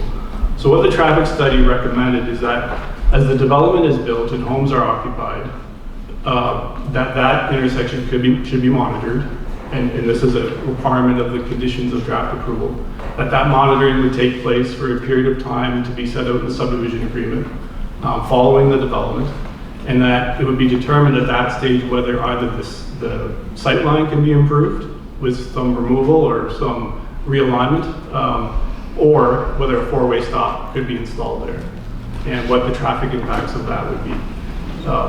Right now, there's not enough volume to warrant a 4-way stop at that intersection. And based on the development, it's not forecast there would be enough traffic volume to warrant a 4-way stop. But because of the sightline issue, this would be a special circumstance where if council approved, a 4-way stop could be an appropriate solution there. Basically, Gordon Street traffic would have to stop, and First Ave traffic would have to stop altogether at the same intersection, so there would be no more sightline issue. You could see the cars stop with a 4-way stop. Just on that point, Steve, if I could, you know, I get it in the sense that, you know, that there may not be capacity or volume enough to warrant it according to certain standards, but, you know, I think anecdotally all of us sitting here know that that's kind of the problematic corner as it is now. So is there anything that restricts our ability from instituting a 4-way stop sort of right away? That could be a town initiative. It doesn't have to go in conjunction with the development, but if you want the developer to do it at their cost as part of this development, that would have to be done through the subdivision agreement. So it could be done by the town at any time. You know, what cost? What cost is it? The cost is minor. There would be some line painting involved. There would be obviously putting the signs up, and you know, so it'd be pretty nominal. Okay. So because of the proximity to Main Street, Jim, would we have to get MTO's blessing on that because of stacking or anything?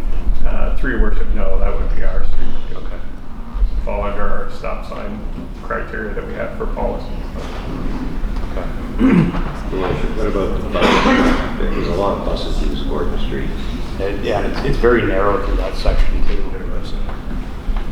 The other issue, if I may, that was raised through the review and confirmed as we did some more detailed look at this was when you do get to the bottom of Gordon Street to turn out on the Main Street, the on-street parking is maybe one space closer to the intersection than it should be, and if that one last space were removed closest to the intersection, it would improve the visibility quite a bit. On the east side of Gordon? Yes, yeah. So that would improve the visibility for the turning movements coming out of Gordon, especially for a slower vehicle like a bus. Okay. The traffic counts did look at the bus traffic on Gordon as well in the peak hour traffic conditions. So there are about 20 buses in the peak hour that use Gordon Street. So obviously the high school and the public school there require a lot of busing. They are bus schools. They have a bit of walk to students, but notwithstanding that, fortunately the peak hour for the schools usually is a little bit more challenging because you do have the buses arriving to the school generally when people are trying to go to work as well. But basically the conclusion, taking all of those things into account, was that other than putting the four-way stop and maybe removing that one parking space, there really isn't any capacity issue or anticipated traffic issue with respect to this development. Sorry, just one more question. I don't want to get bogged down here. We can circle back by all means, but would there be any advantage perhaps in looking at sort of a year-round parking ban on Gordon Street as well to help with visibility and sight lines? Yes. Because it is narrow. There's a lot of bus traffic there as it is now. So if we could get the cars off the street, I think most homes on Gordon have back lane parking or driveway parking. Yes. Right. So it's not as though we'd be leaving those residents without parking spaces, but it might help with visibility. I think that would be an appropriate solution as well, help alleviate sightline issues and congestion. In terms of pedestrian connectivity, so the first connection will be at First Avenue. Right now, west of Gordon Street, there's no sidewalk on First Avenue, and I think that decision was probably made many, many years ago because of the few number of homes on the street. It never did occur that you go back and put a sidewalk in that street for those existing homes. Generally, throughout the rest of town, there is on residential streets a sidewalk on at least one side. And what we're recommending as part of the conditions of this draft plan is that a sidewalk be installed on the south side of First Avenue. And that would be connected to a sidewalk within the development along the entire length of the new condominium road. Similarly, now there is an existing sidewalk on the south side of 2nd Ave already, but it doesn't come all the way to the limit of the development, so that the developer would be responsible for extending that 2nd Ave sidewalk to the edge of the development. So you'd have that pedestrian connectivity. The hope is that any students that would be generated from this development, that the school board will allocate those to Highland Heights, or obviously if they're high school age and they go in the public system, they go to the local high school, that they'd be able to walk primarily on the south side of 2nd Ave on that existing sidewalk. And then there's an existing sidewalk from there north all the way up to the school on the west side of Gordon. So that's a good connection there. It's a relatively small distance. The school board has not determined at this point yet where the students would be allocated. They've sort of left this as another development zone within the overall distribution system. So basically what that means is that when the occupancies start happening, that's when they advise homeowners and determine where the students get allocated, whether it's by bus or by walking. The one thing they did point out in addition to that is that they do not pick up students on private condominium roadways. So busing pickup would either be on 2nd Ave or on Gordon Street, if buses do have to pick up any students.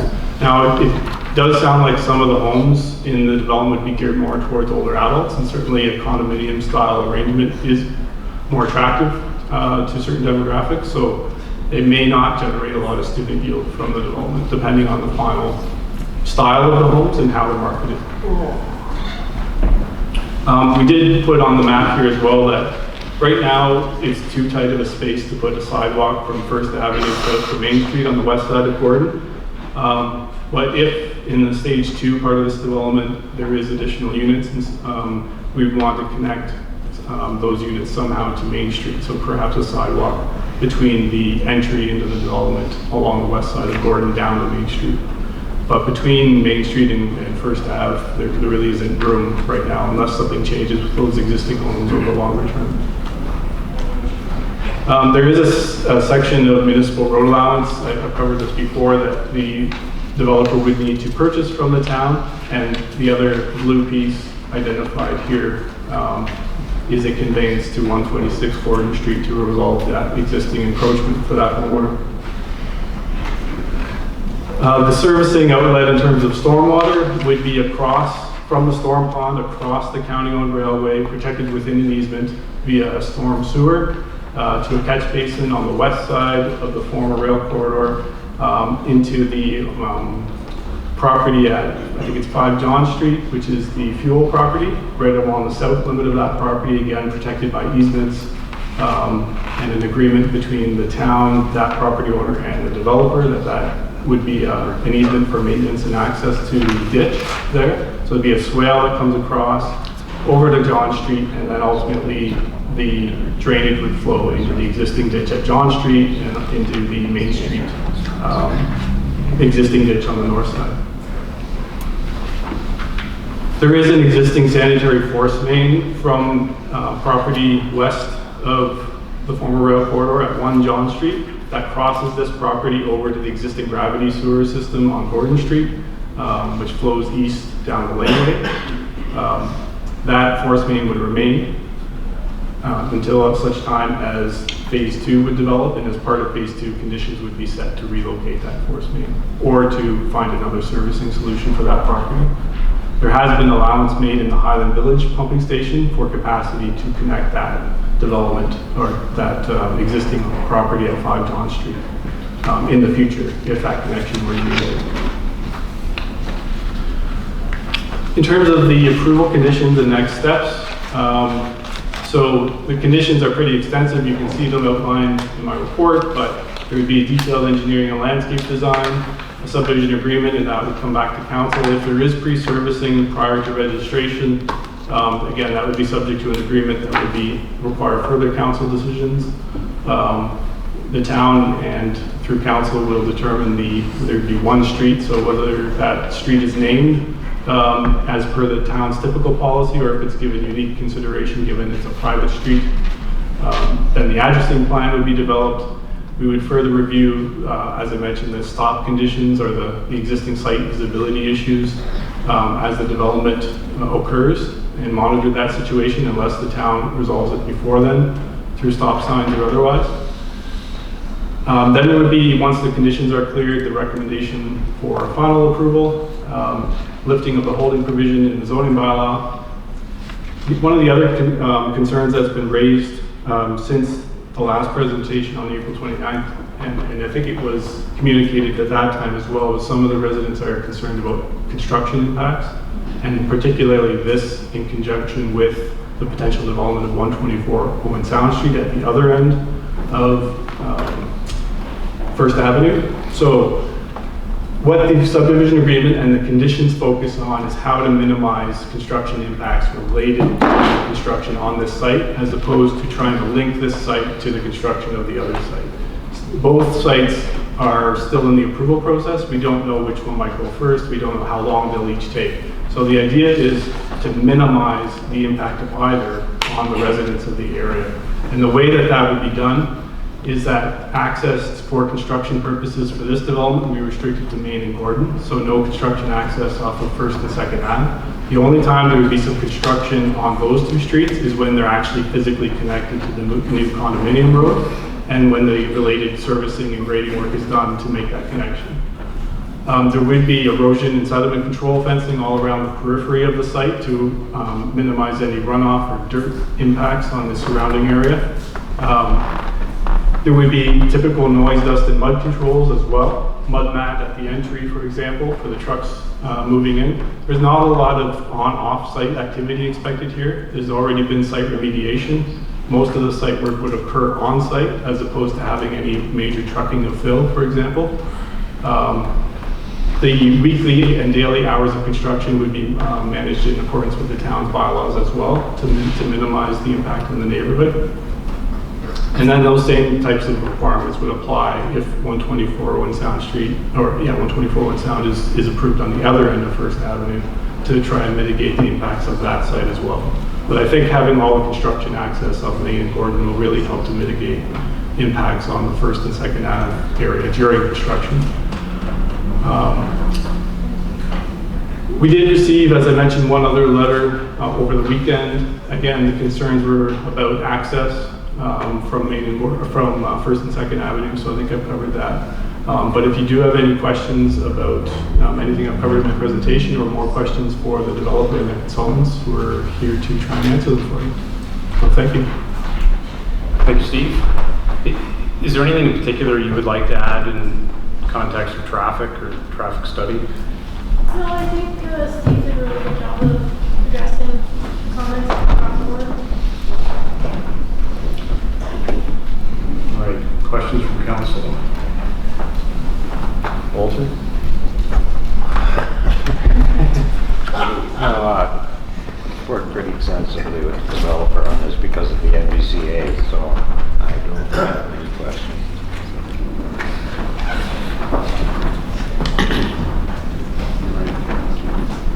Anything else done at this end?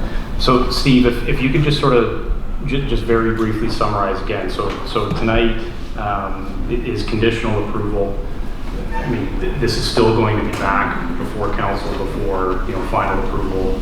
There still will be an opportunity for council to address some concerns, but this does in a lot of ways sort of start the ball rolling, right? Exactly. Yeah, there would be more detail on the precise design of certain aspects. The interface along the east boundary of the property, for example, is expected that there be fencing, privacy fencing, and perhaps a combination of landscape, hedges and trees to mitigate, the visual side of things. I did fail to mention as well there wouldn't be any access off the existing rear lane. It does abut the site, but that would be gated off, so there would be no access via the lane. Okay. But yeah, we'll come back to council really for subdivision agreement, and then probably two other times. One would be for registration, so final plan approval, and then the holding provision bylaw. Okay. And I mean, in terms of some of the traffic concerns, at least, it sounds as though we have some other tools at our disposal that we can look at a little bit further that probably aren't huge cost generators. So I wouldn't mind pursuing both of those as we sort of go ahead. So I'll read out the motion. It's quite lengthy, and then once it's on the table, if there's more questions or comments, we can certainly entertain those. But the motion reads, be it resolved, the council receives report P 2019-15 as information, and that the draft plan of subdivision DPS 17/02 be approved with conditions as stated in the document titled Conditions of Draft Plan Approval, Stone Ridge Holdings Inc., Shelburne Station, Town of Shelburne, draft plan of subdivision DPS 17/02 dated June 24th, 2019. And that draft plan of common elements condominium application DPC 17-02 be approved with conditions as stated in the document titled Conditions of Draft Plan Approval, Stone Ridge Holdings Inc., Shelburne Station, Town of Shelburne, draft plan of common element condominium DPC 17-02 dated June 24th, 2019. And the council allocates a total maximum of 33 dwelling units of wastewater treatment servicing capacity to the Stone Ridge Holdings Inc. draft plan of subdivision file DPS 17-02, and that such allocation of the service shall run with the draft plan approval until the plan is registered and all dwelling units are constructed and occupied, or until the draft plan expires, whichever occurs first. And that council approves the proposed 9.56 meter common element condominium road standard, typical section for the Stone Ridge Holdings Inc. draft plan of condominium file DPC 17-02 as an alternative to the Town of Shelburne typical common element private road section. So I have a mover and seconder for that motion. Moved by Councillor Bonato, seconded by Councillor Buffett. Any further comments or questions for Steve on that? Could you just touch on that last section talking about the private road section? Yes, so the previous development of this type was 600 Main Street East, and it was draft approved last year. That was the first time we had a development with a proposed common element private roadway. They came to council and requested a new standard be created, because the only standards the town has are for 20-meter municipal roads. And so we created a standard, and we came to an agreement on pavement width and utility spacing and servicing and sidewalks and all of that. Prior to that, though, this development application had been through a zoning process and through some preliminary design, and they don't quite meet that standard. nor does that standard directly translate to this development because that's a two-sided development where you have development on both sides of the roadway, whereas this would only have one. So because of the narrowness of the site, they've actually requested a different standard. We're not asking that that be adopted for any future development, but specifically for this only. So basically it's a new common element condominium roadway standard, meets all the pavement and spacing width of services that the town requires, and would be unique to this development as a one-sided roadway. All right, thank you. Anything further?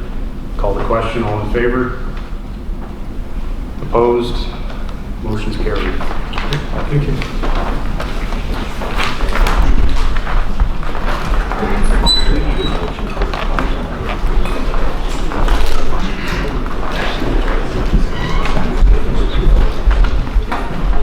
Okay, so next item is a report from our Director of Development and Operations regarding the LAS service line warranties we heard about earlier. I was going to actually take a brief recess now, but I know that our friends from LAS are still here, so in fairness to you, we'll forge ahead, we'll get through this report, and then we'll take a quick break. So Jim, take it away.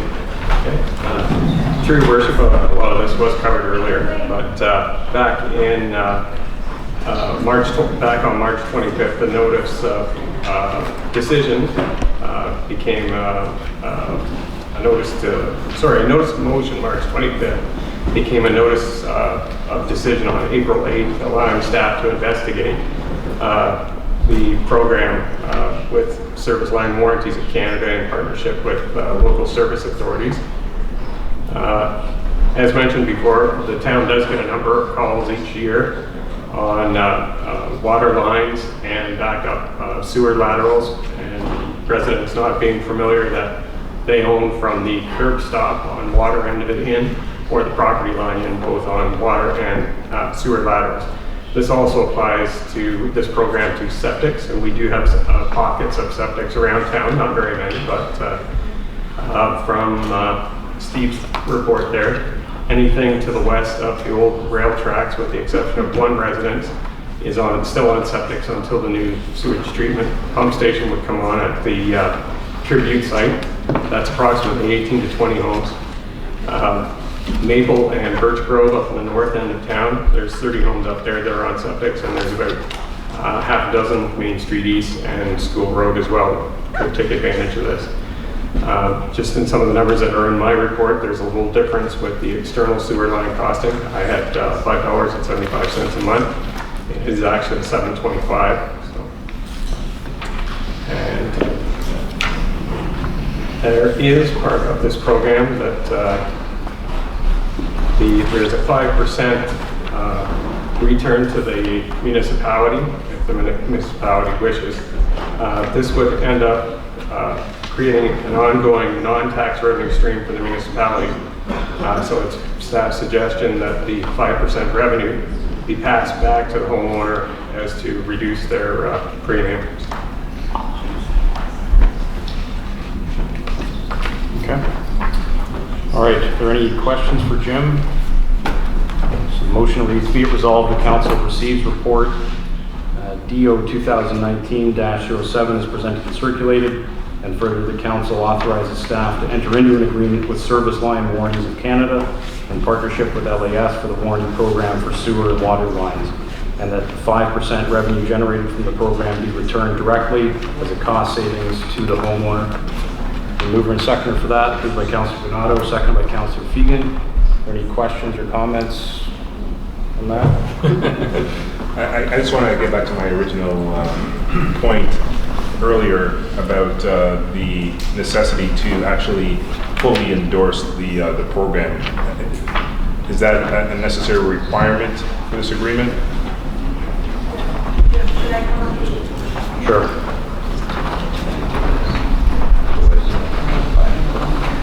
Yeah, sorry, you had a couple questions at the time, so we didn't fully get into that aspect of it as well.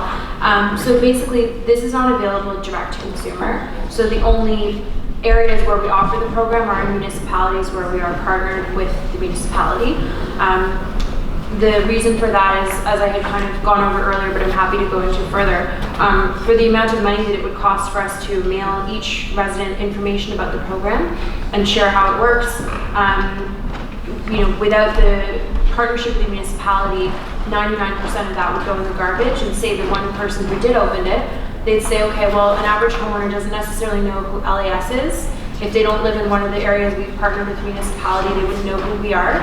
And chances are that person would also throw it in the garbage, or they wouldn't know whether it was a credible, legitimate program or not. And so they would be hesitant to pay into something, not knowing whether, we would really be there for them when they have a problem. So through these partnerships, it lets your residents know that because the program is endorsed and supported by LAS, and because it has been vetted through them and through the municipality, it lets your residents know that it is a credible program that they can trust.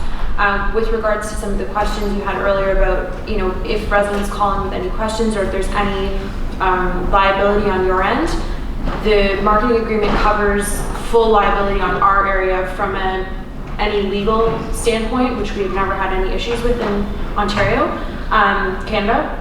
And we do a kickoff call with staff. So basically, once the agreement is signed, we never send anything to your residents without staff approval. So we usually would mail a letter seasonally, about 3 times a year, to your residents, 2 or 3 times a year, based on the issues that the municipality can face, frozen pipes in the winter, etc.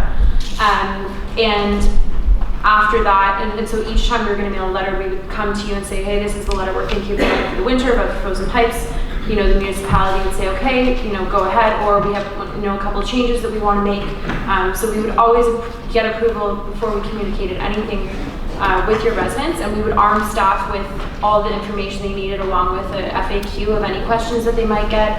If there is a shadow of doubt in the resident's mind about whether it is a credible program or not, we do want them to ask and confirm. That's kind of the point, is that we want them to know that it is. So as much as we want to avoid having too much administrative time, the first letter that goes out, you may get a couple calls, but we do want them to know that it is a legitimate program that they can participate in. It is emphasized that it's optional, so it's not in any way saying that they have to enroll. It's clear that it's a choice in the language that we use. And we also do a little bit of kind of a PR social media, like we give the municipality something to put up on their website, put on social media. In some cases, we'll coordinate with local media, radio or newspaper to get the word out to residents, so that hopefully they are made aware of the program a little bit before they receive the letter in the mail. So we're happy to work with you guys on that and make sure that the municipality is comfortable with how things are communicated with the residents about the partnership. All right, thank you. And just to add on that, Local Authority Services, we're a non-for-profit, we're the business arm of AMO, and we vet all of our program partners and all the programs that we offer to municipalities. We follow municipal guidelines, so we make sure that we're compliant with what the municipalities' needs are. So in terms of vetting and concerns, that should also provide some sort of assurance to council that we've done our due diligence on our end to make sure that we're partnering with organizations that are reputable and that have the best interests of municipalities. There's also a pretty impressive list of existing municipal partners. So I think, at least for myself, I take a fair degree of comfort knowing that there's a lot of other municipalities in Ontario that have already taken the step to offer. So. All right. Sorry, can I just confirm one more thing? So just to take what I understood from your report, the municipality would be looking to move forward with an agreement that did not get any royalty back from service line warranties, and your residents would subsequently have the lower rates that we. Okay. That's the way the motion reads. Yeah, voted on it yet, just wanted to make sure. Yeah. That was kind of my question, actually. Okay. It was, how would the 5% be given back to the homeowners if not all the homeowners opt in? So rather than us getting a royalty, they'll just reduce the overall fee that's charged to the homeowner. Okay. So your residents will get a lower rate than most other residents in Ontario, where the revenue is going back to the municipality. Okay. I guess a question maybe to town staff is, are there any legal sort of responsibilities that would arise from endorsing? We should be okay with that? Through the mayor, no. While it's endorsed by LAS with the partnerships, what we're doing is entering into an agreement to provide people with a benefit with respect to this warranty program. So it's not that, has been explained, that somebody has to do it. If they chose to go to another provider to get similar types of support, we would expect it would be much more costly. And this is a partnership with municipalities, which has proven to be very, very beneficial to the homeowner. Okay. Any further comments? Would you like me to read the motion again? Are we good to go? Alrighty, so it's moved by Councillor Donato, second by Councillor Fegan. All in favor? Motion is carried. Thank you. Thank you very much. All right, so with that, we will take about a 10-minute break and reconvene at 10 after 9. That invariably happens. There's lots of discussions, and that's good. So moving on, the next report is a report from our clerk regarding an extension of the Integrity Commissioner's Agreement. So Jennifer. Thank you, Your Worship. I will keep it short and sweet. The report is fairly explanatory.